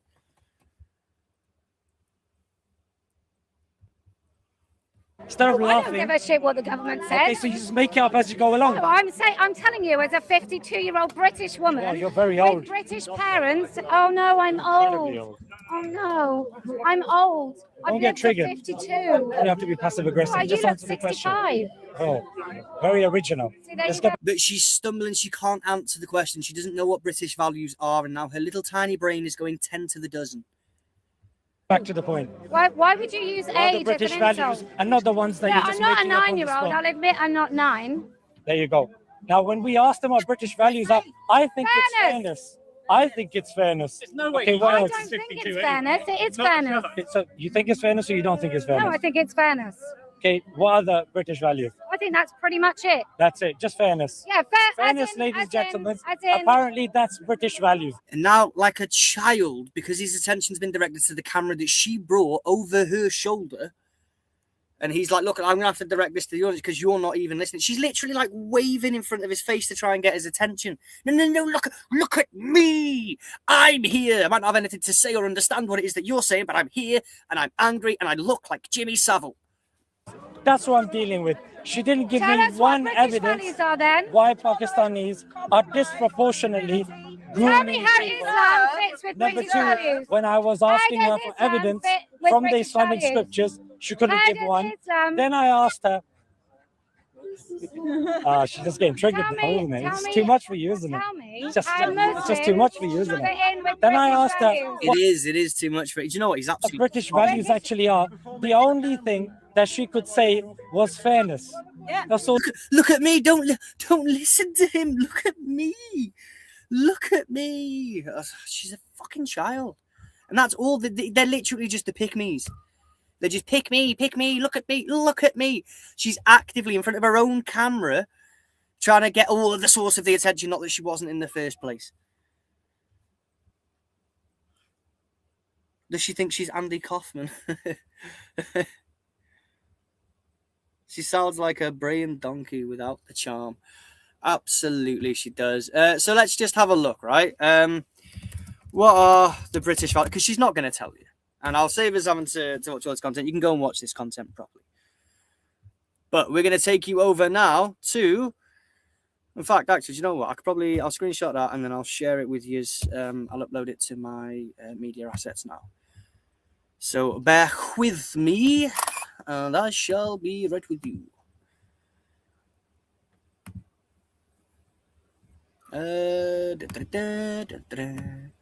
Press the button, wait for it to load, press that one. Dun, dun, dun.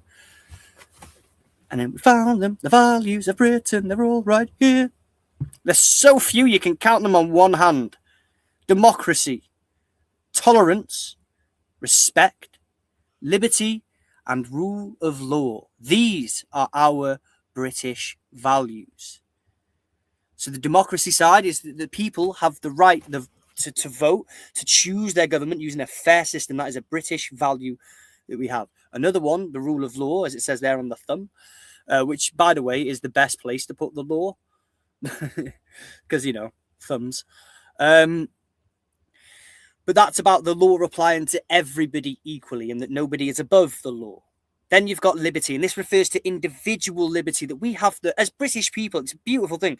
We have the freedom to make our own choices. The respect refers to mutual respect. We treat everyone with respect, even when we hold different views, or at least we're supposed to. Someone tell that to Jimmy Savile's lookalike, please. And then the other one, tolerance. It's to be tolerant of different cultures and religions, because together we are one community who care, respect, and understand one another. Those are the British values. Posey can't spell British values. She just said fairness. It's fairness. It's not, Posey. That's not the... I mean, there's a general gist of that, I guess. But there you have it. That's Posey Parker doing what Posey Parker does. Being weird, I guess. So the last story. Right, remember, guys, so I'm trying something new today as well. And I hope you all are enjoying the format that we've got at the moment. But I'm trying something new. At the end of this stream, you guys are going to be redirected. I'm redirecting all of you, every single one of you, all of you watching at the moment. You guys are going to be, at the end of this, you don't have to go anywhere or do anything. Just stay watching this show. And then at 7:30, 19:30, we are going to do our very first raid. And we're all going to raid into Turn Left together. So, which is new for me. I've never done it before, but I've figured out how to do it. You can just redirect. It's really cool. And we've asked for permission and stuff, Sue. So you are expected. And when you get there, make sure you tell them JOJ sent you. No, don't say that. Say ACOP. No, wait, a couple of Burks. Lewis. I don't know what they know me as, but yeah, tell them I sent you.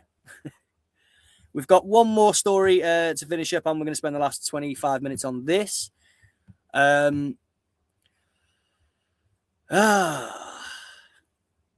Serco cleaner has been charged with sharing asylum seeker addresses.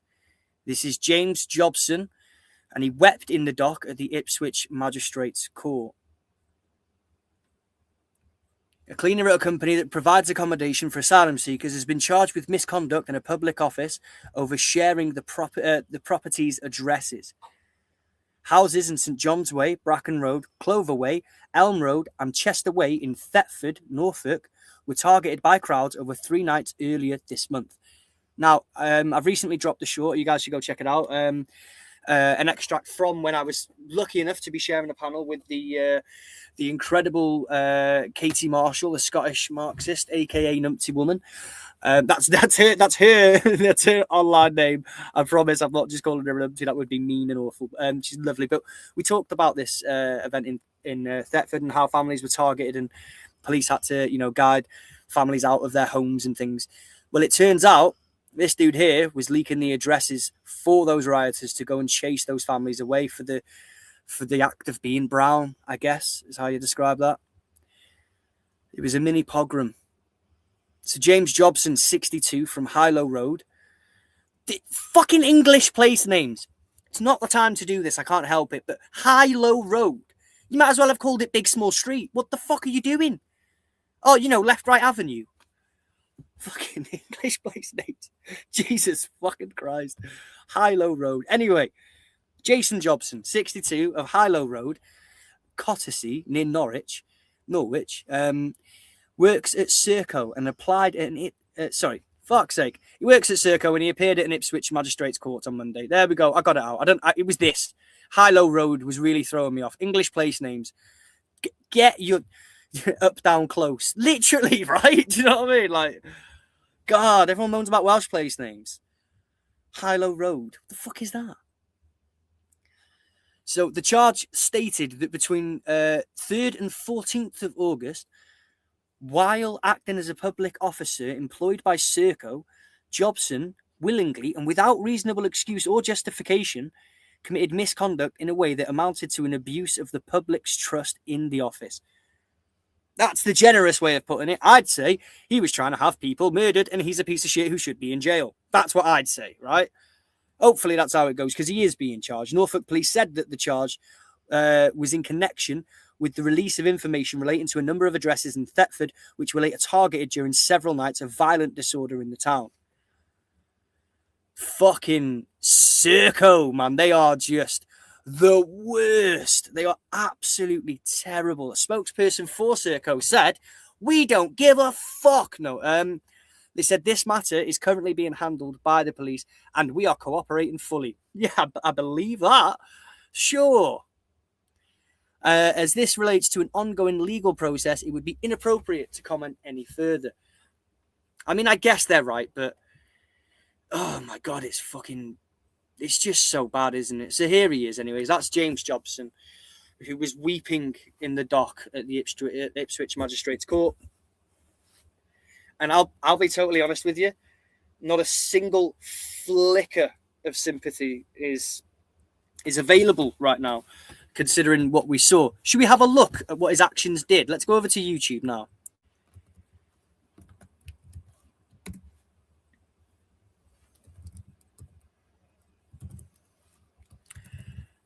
Thetford riot. All right, we'll go to 5 News. If it'll let us. There we go. Trackpad's dodgy. These people were removed for their own safety. Locals jeering as police escorted them away.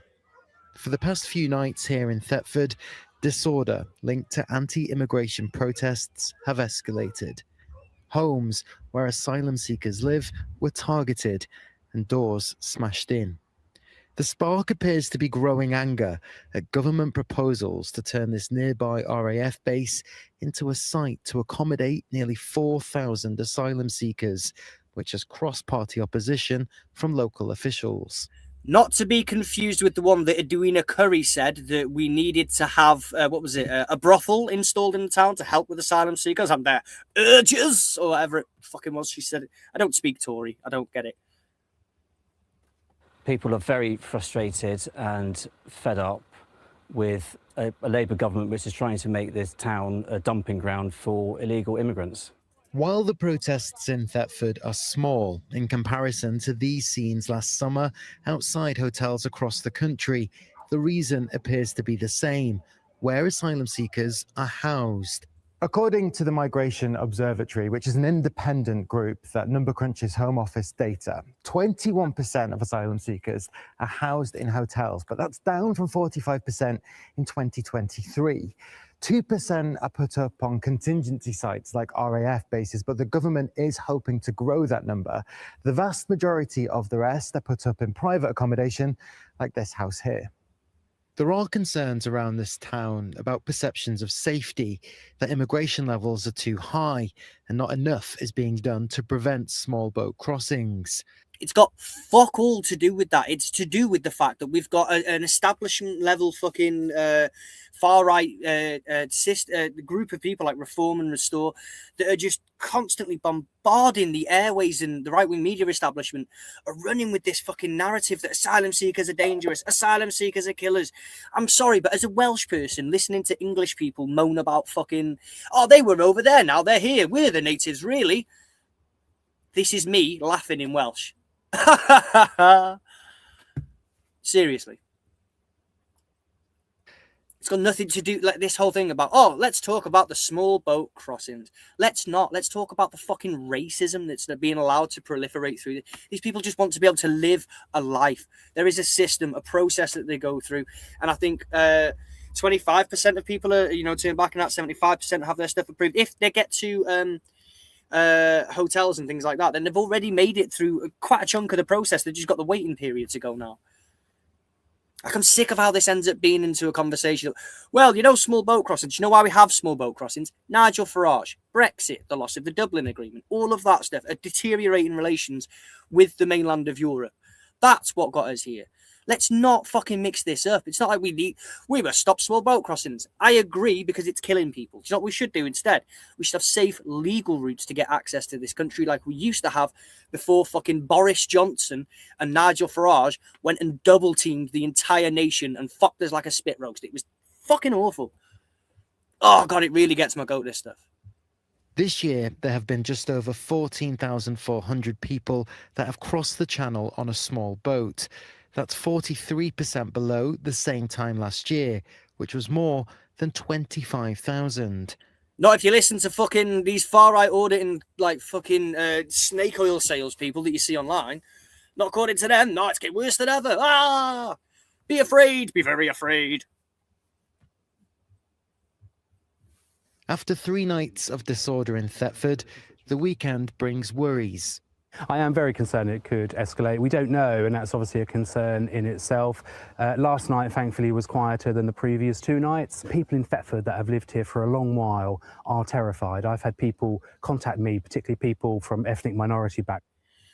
Of course they are. This is the world that we live in now. There are people who are genuinely scared. I mean, for stupid reasons, but they're genuinely scared. They've been taken advantage of, exploited, and now they're being used as a weapon with which to beat over asylum seekers over the head. They've twisted, reality to the point where people were afraid. They've then taken that fear, and it is now a weapon. And that's how it works. Backgrounds who are really worried about being misidentified as an asylum seeker and concerned for their own safety and their family's safety. There is hope that the unrest in Thetford for now has gone, but the immigration concerns are very much still here. Daniel Rosny, 5 News. Can we stop calling it immigration concerns and just call it what it is?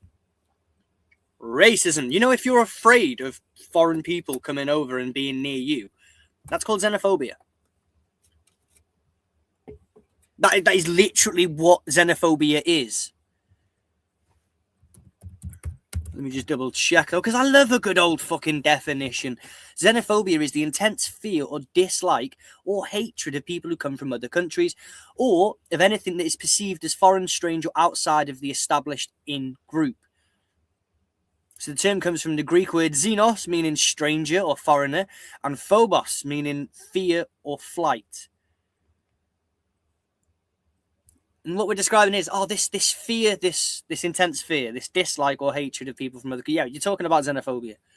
What we should do instead is we should have better access to education. There's so many problems here that need to be fixed. Like the first and most obvious one is like the fear comes from ignorance. Ignorance comes from lack of accessibility towards the correct information in whichever form that comes in. So whether it's schooling, for example, like everyone knows we don't have the best of schooling, right? We know that. But if you're like a child that comes from a problem home, whatever, your access to schooling will be even smaller. And then further education, God no, there's no chance of that. Like it's literally designed in a way that when you look at like universities and things, yes, there are lots of working class people within those institutions, and it's been a very hard fight to having to try and get them there, but they are overwhelmingly majority restricted exclusively for one type of class of people. There is a limited number of spaces that in specific institutions and universities that can be occupied by working class peoples. So there's one big thing. We've got this massive educational gap within this country that needs to be closed as soon as possible, and equal opportunities and access to education for all people is a must, because if we don't have that, then we end up with this. This is the problem that it creates. People who don't know what they're talking about, and they're afraid of things that they don't know. Hey, don't you worry about it, agent. You can take your sweet time to chill. You're playing on your Xbox, are you? Lovely. We like it. Keeping you company while I'm going to guess what game you're playing. You strike me as a Call of Duty fan. No, wait, FIFA. It's got LFC in his name in it. You're a FIFA head, aren't you? I know it. As opposed to xenophobia, which is to be scared of the warrior princess. Exactly that. That's 100% accurate. Shut up, was I accurate? I was, wasn't I? I fucking smashed it. I knew it. Fear is the key, 1950s reader. Fear is the key, a 1950s Reader Digest novel. I can't tell if that's a really highbrow joke that I don't get because I'm not as smart as you, or if there's actually a Fear is the Key is a 1950s Reader Digest novel. FIFA Philly, fucking hell. You guys are absolutely mental. British value now is just yearly misinformed race programs. Yeah, pretty damn much. Remember British values: tolerance, respect, rule of law, and the others we've already all forgotten. No, I'm joking. But I will, do you know what? I will whack them on here just again, because like this thing in Thetford, this thing with Posey Parker, with all of these people, they all claim to be like for the British people, or they'll go even further and claim that they are in fact patriots. They're just misidentified patriots. That ain't the truth though, is it? Because they don't even know what these values are. They stand against British values. They stand against British democracy, all of it. Couldn't be any more anti-British than being an auditor. And they've got the kahunas to say that it's the other way around and that the opposite is true.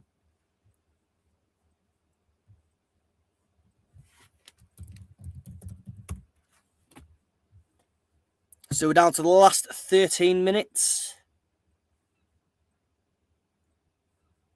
And I was going to bug you with it. Oh, pardon me, I'm terribly sorry. I've been drinking too much fizzy energy drink. I was going to show you a link here, but I just realised that comes from the Sun. we don't do the Sun.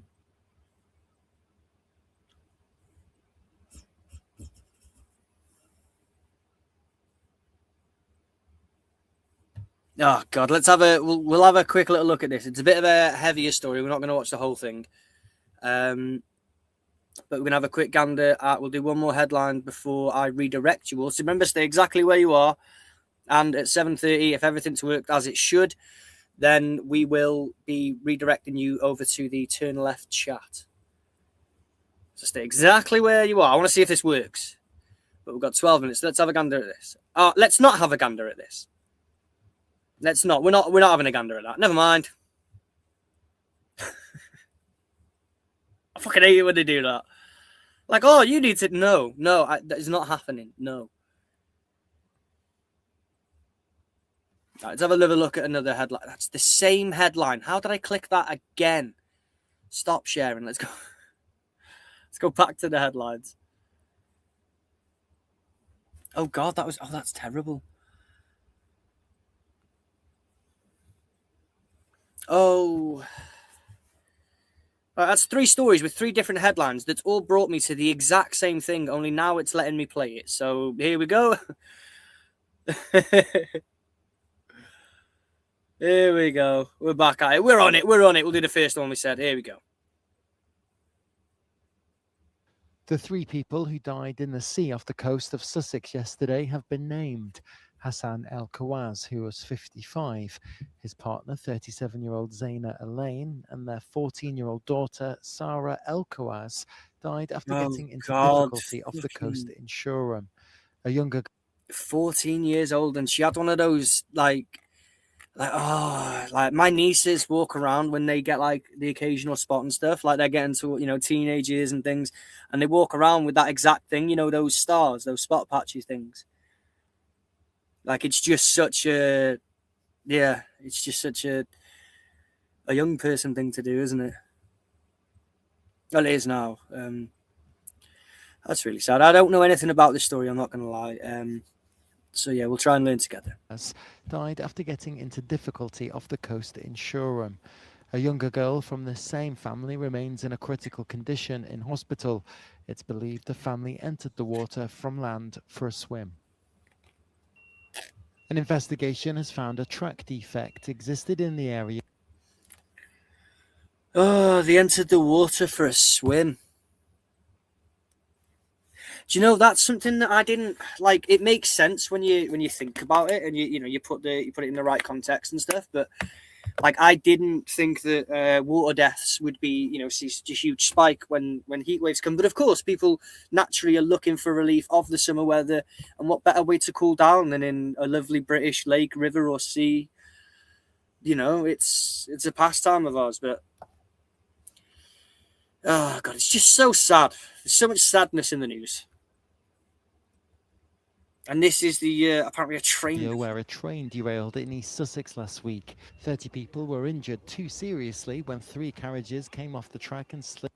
3 carriages came off the track, but isn't this like the second train story? Like, it's, a derailment. Am I getting that wrong? I believe there was something sort of similar. Ah, God, it's just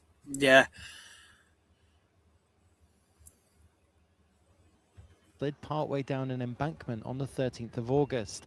The Rail Accident Investigation Branch said preliminary analysis of CCTV obtained from preceding train services showed a track geometry irregularity on the immediate approach to the point of derailment just outside Lewes. The RAIB said its full investigation will look at the condition of the train, the track status, and the hot weather. Right, before we go into that, to be honest with you, I thought there was going to be one dedicated story that ran to another one, which explains why multiple headlines were redirecting me to the same image there. I don't actually have much to say on the train incident because it's just a tragic event. And all I will say is that my thoughts are with the families and the loved ones of the people that have been injured or lost. I don't even actually know. So I'm keen to step away from that story for now. And instead, we'll talk about something a bit more in my wheelhouse. Sorry about that detour there. And we're going to talk about the Greens. I am, if you didn't know already, a Green Party member. Yay, and you can be too. They're quite cool like that. Everyone could be one. In fact, I recommend that everyone is one. Maybe later. Labour could lose up to 50 seats to Greens if new drilling in the North Sea is approved. No shit. Like, what is this drilling in the North Sea about? Like, we've spent years categorically, like, we don't want nothing to do with it. It's going to be more expensive than it's worth. There's nothing else to get out there. And I think what's happened is the reason why I've changed our tune is because Donald Trump really wants us to do that for some reason. Because he's fucking stupid, but yeah, he's just exerting power over us. And I think that in order to get favourable relations with America, because let's face it, we're only ever, without the insulation of the EU, now that we've been crashed out by Boris Johnson, we are only ever one bad day away from having tariffs levied on us that will put us right into recession. We've been on recession watch a few times when Trump's been, talking about tariffs here and tariffs there, 15% on this, 10% on that. It's absolutely fucking terrible. So I think that that's a capitulation to the American state, because the British state is no more than just a fucking condom for them as they fuck the world. And that's how we get used and treated, I'm telling you. So Greens say analysis shows government failure to take a bold climate action could lead to big gains for party at election. Andy, choose food, not oil. Abso-fucking-lutely. Labour could lose dozens of seats to the Green Party if the government allows new drilling in the North Sea, according to the international research shared with The Guardian. Green Party analysis suggests up to 50 Labour MPs, including Andy Burnham's key ally, Louise Hay, could lose their seats at the next election if the government fails to make urgent climate action a priority, or at least allow, or prevent the new drilling for oil and gas in the North Sea, as has been promised by Burnham. The research found that voters in these key Labour versus Green seats want bold action to tackle the climate crisis. And do you know what? This isn't the year to be saying that you're going to be digging up and doing more environmental disastrous fucking policies, because we've all just lived through like the worst year ever on record for us in terms of heat. Like, everyone talks about the summer of 76.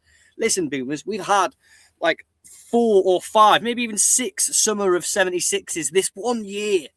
Like, this is not the year. This isn't the year. And do you know what as well? I agree with Zach Polanski's take on addressing the climate change. He's a people first person, obviously, social policies first, because you can't possibly expect to fix the climate. You can't expect a single mother to be, and this is a quote from, I'm paraphrasing, but this is roughly vaguely a quote from Zach Polanski, the man himself. But you cannot expect a single mother to worry about the climate when she's worried about the price of a pint of milk. You know what I mean? Like, when she can't afford to feed her babies and things, you can't expect her to take note in the climate. So they're doing what Labour should be doing right now, which is creating people first policies that also at the same time, in tandem, address the climate crisis that we're seeing at the moment. That's what we need. That's literally what we need. And that's what voters want, especially after this year. So research found that voters in key Labour versus Green seats want bold action to tackle climate crisis, as they bloody well should, which has contributed to record heat waves, devastating wildfires, and crippling droughts this summer in the UK. Did I tell you that Conway Mountain was on fire yet? Did I tell you that? It is. And they say Labour MPs will pay the price if demands are not met. Ooh, now that's some climate action if ever I heard it. Richard Millward, a deputy leader for the Green Party, said if Labour won't be swayed by the science or the moral imperative to leave all fossil fuels in the ground, perhaps they will listen to the polling. Absolutely. The data is clear. Voters want more from our government on climate change, and they certainly don't want our new Prime Minister to back away from his party's bare minimum commitments, which, let's face it, is exactly, well fucking said, that is exactly what's happening. He made the most, it was a symbolic gesture at best, wasn't it? I mean, when it comes to his climate commitments, they were at the very least bare minimum. Frankly, that's putting it generously. Labour dismissed the claims, pointing out that since Burnham took office, you remember that last week, basically, the number of seats in the Green Party has projected to win at the next election have fallen from 20 to 7. Well, wait until those people wait till their homes are set on fire through fucking wildfires and all these other things that we're now experiencing in the UK that we didn't before. So last month, Burnham, who has been tight-lipped about the climate crisis since taking office, Do you remember that? Let's go back up here a second, right? Because it's like, oh, since Burnham took office, things are going to go well for the Labour Party. Yeah, but what about the climate stuff?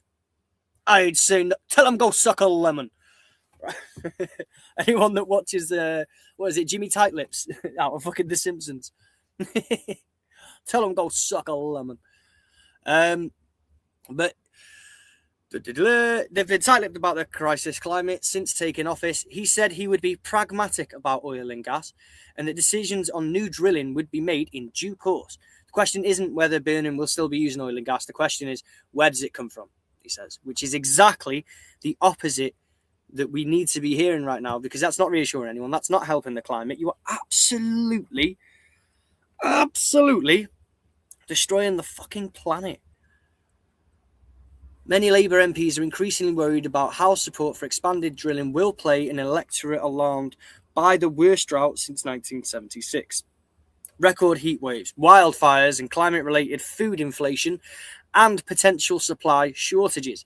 Climate-related food inflation. So those of you that will be lucky enough to somehow survive the coming fucking heat apocalypse, you won't be able to afford the food after. They say that drilling in the North Sea will do nothing to improve energy security or lower bills. But do you know what would? Do you know what would lower bills and give us more energy independence and security and save us from the whims of a madman fucking up the Strait of Hormuz at the moment? Do you know what would make us not hostages to either the Iranian regime or the mad orange baby? Anyone? Renewable energies. Yes. Green energies. Solar, wind, tidal, all of these things that we can farm, that we can produce energy with, would give us not only lower electricity bills, but it would also, not just electricity, but lower energy bills in general, but it would also dramatically improve our energy dependency. Like, we need to not be dependent on other countries. Independent, sorry. That's the opposite to dependency, isn't it? That's the word I was looking for. And that's the note that I want to end us on here. Yeah, Labour is shit. Get the Greens in. In the meantime, I'm going to redirect you now over to Turn Left, who are just starting. Many love, many peace. Thank you all for staying with me. I really appreciate it. And before you go, hit the like, hit the share, do all that fun stuff for me. And say hello to Curtis Daly and the gang over at Turn Left, because that's where I'm going to raid you to now. Don't forget to tell them ACOB sent you.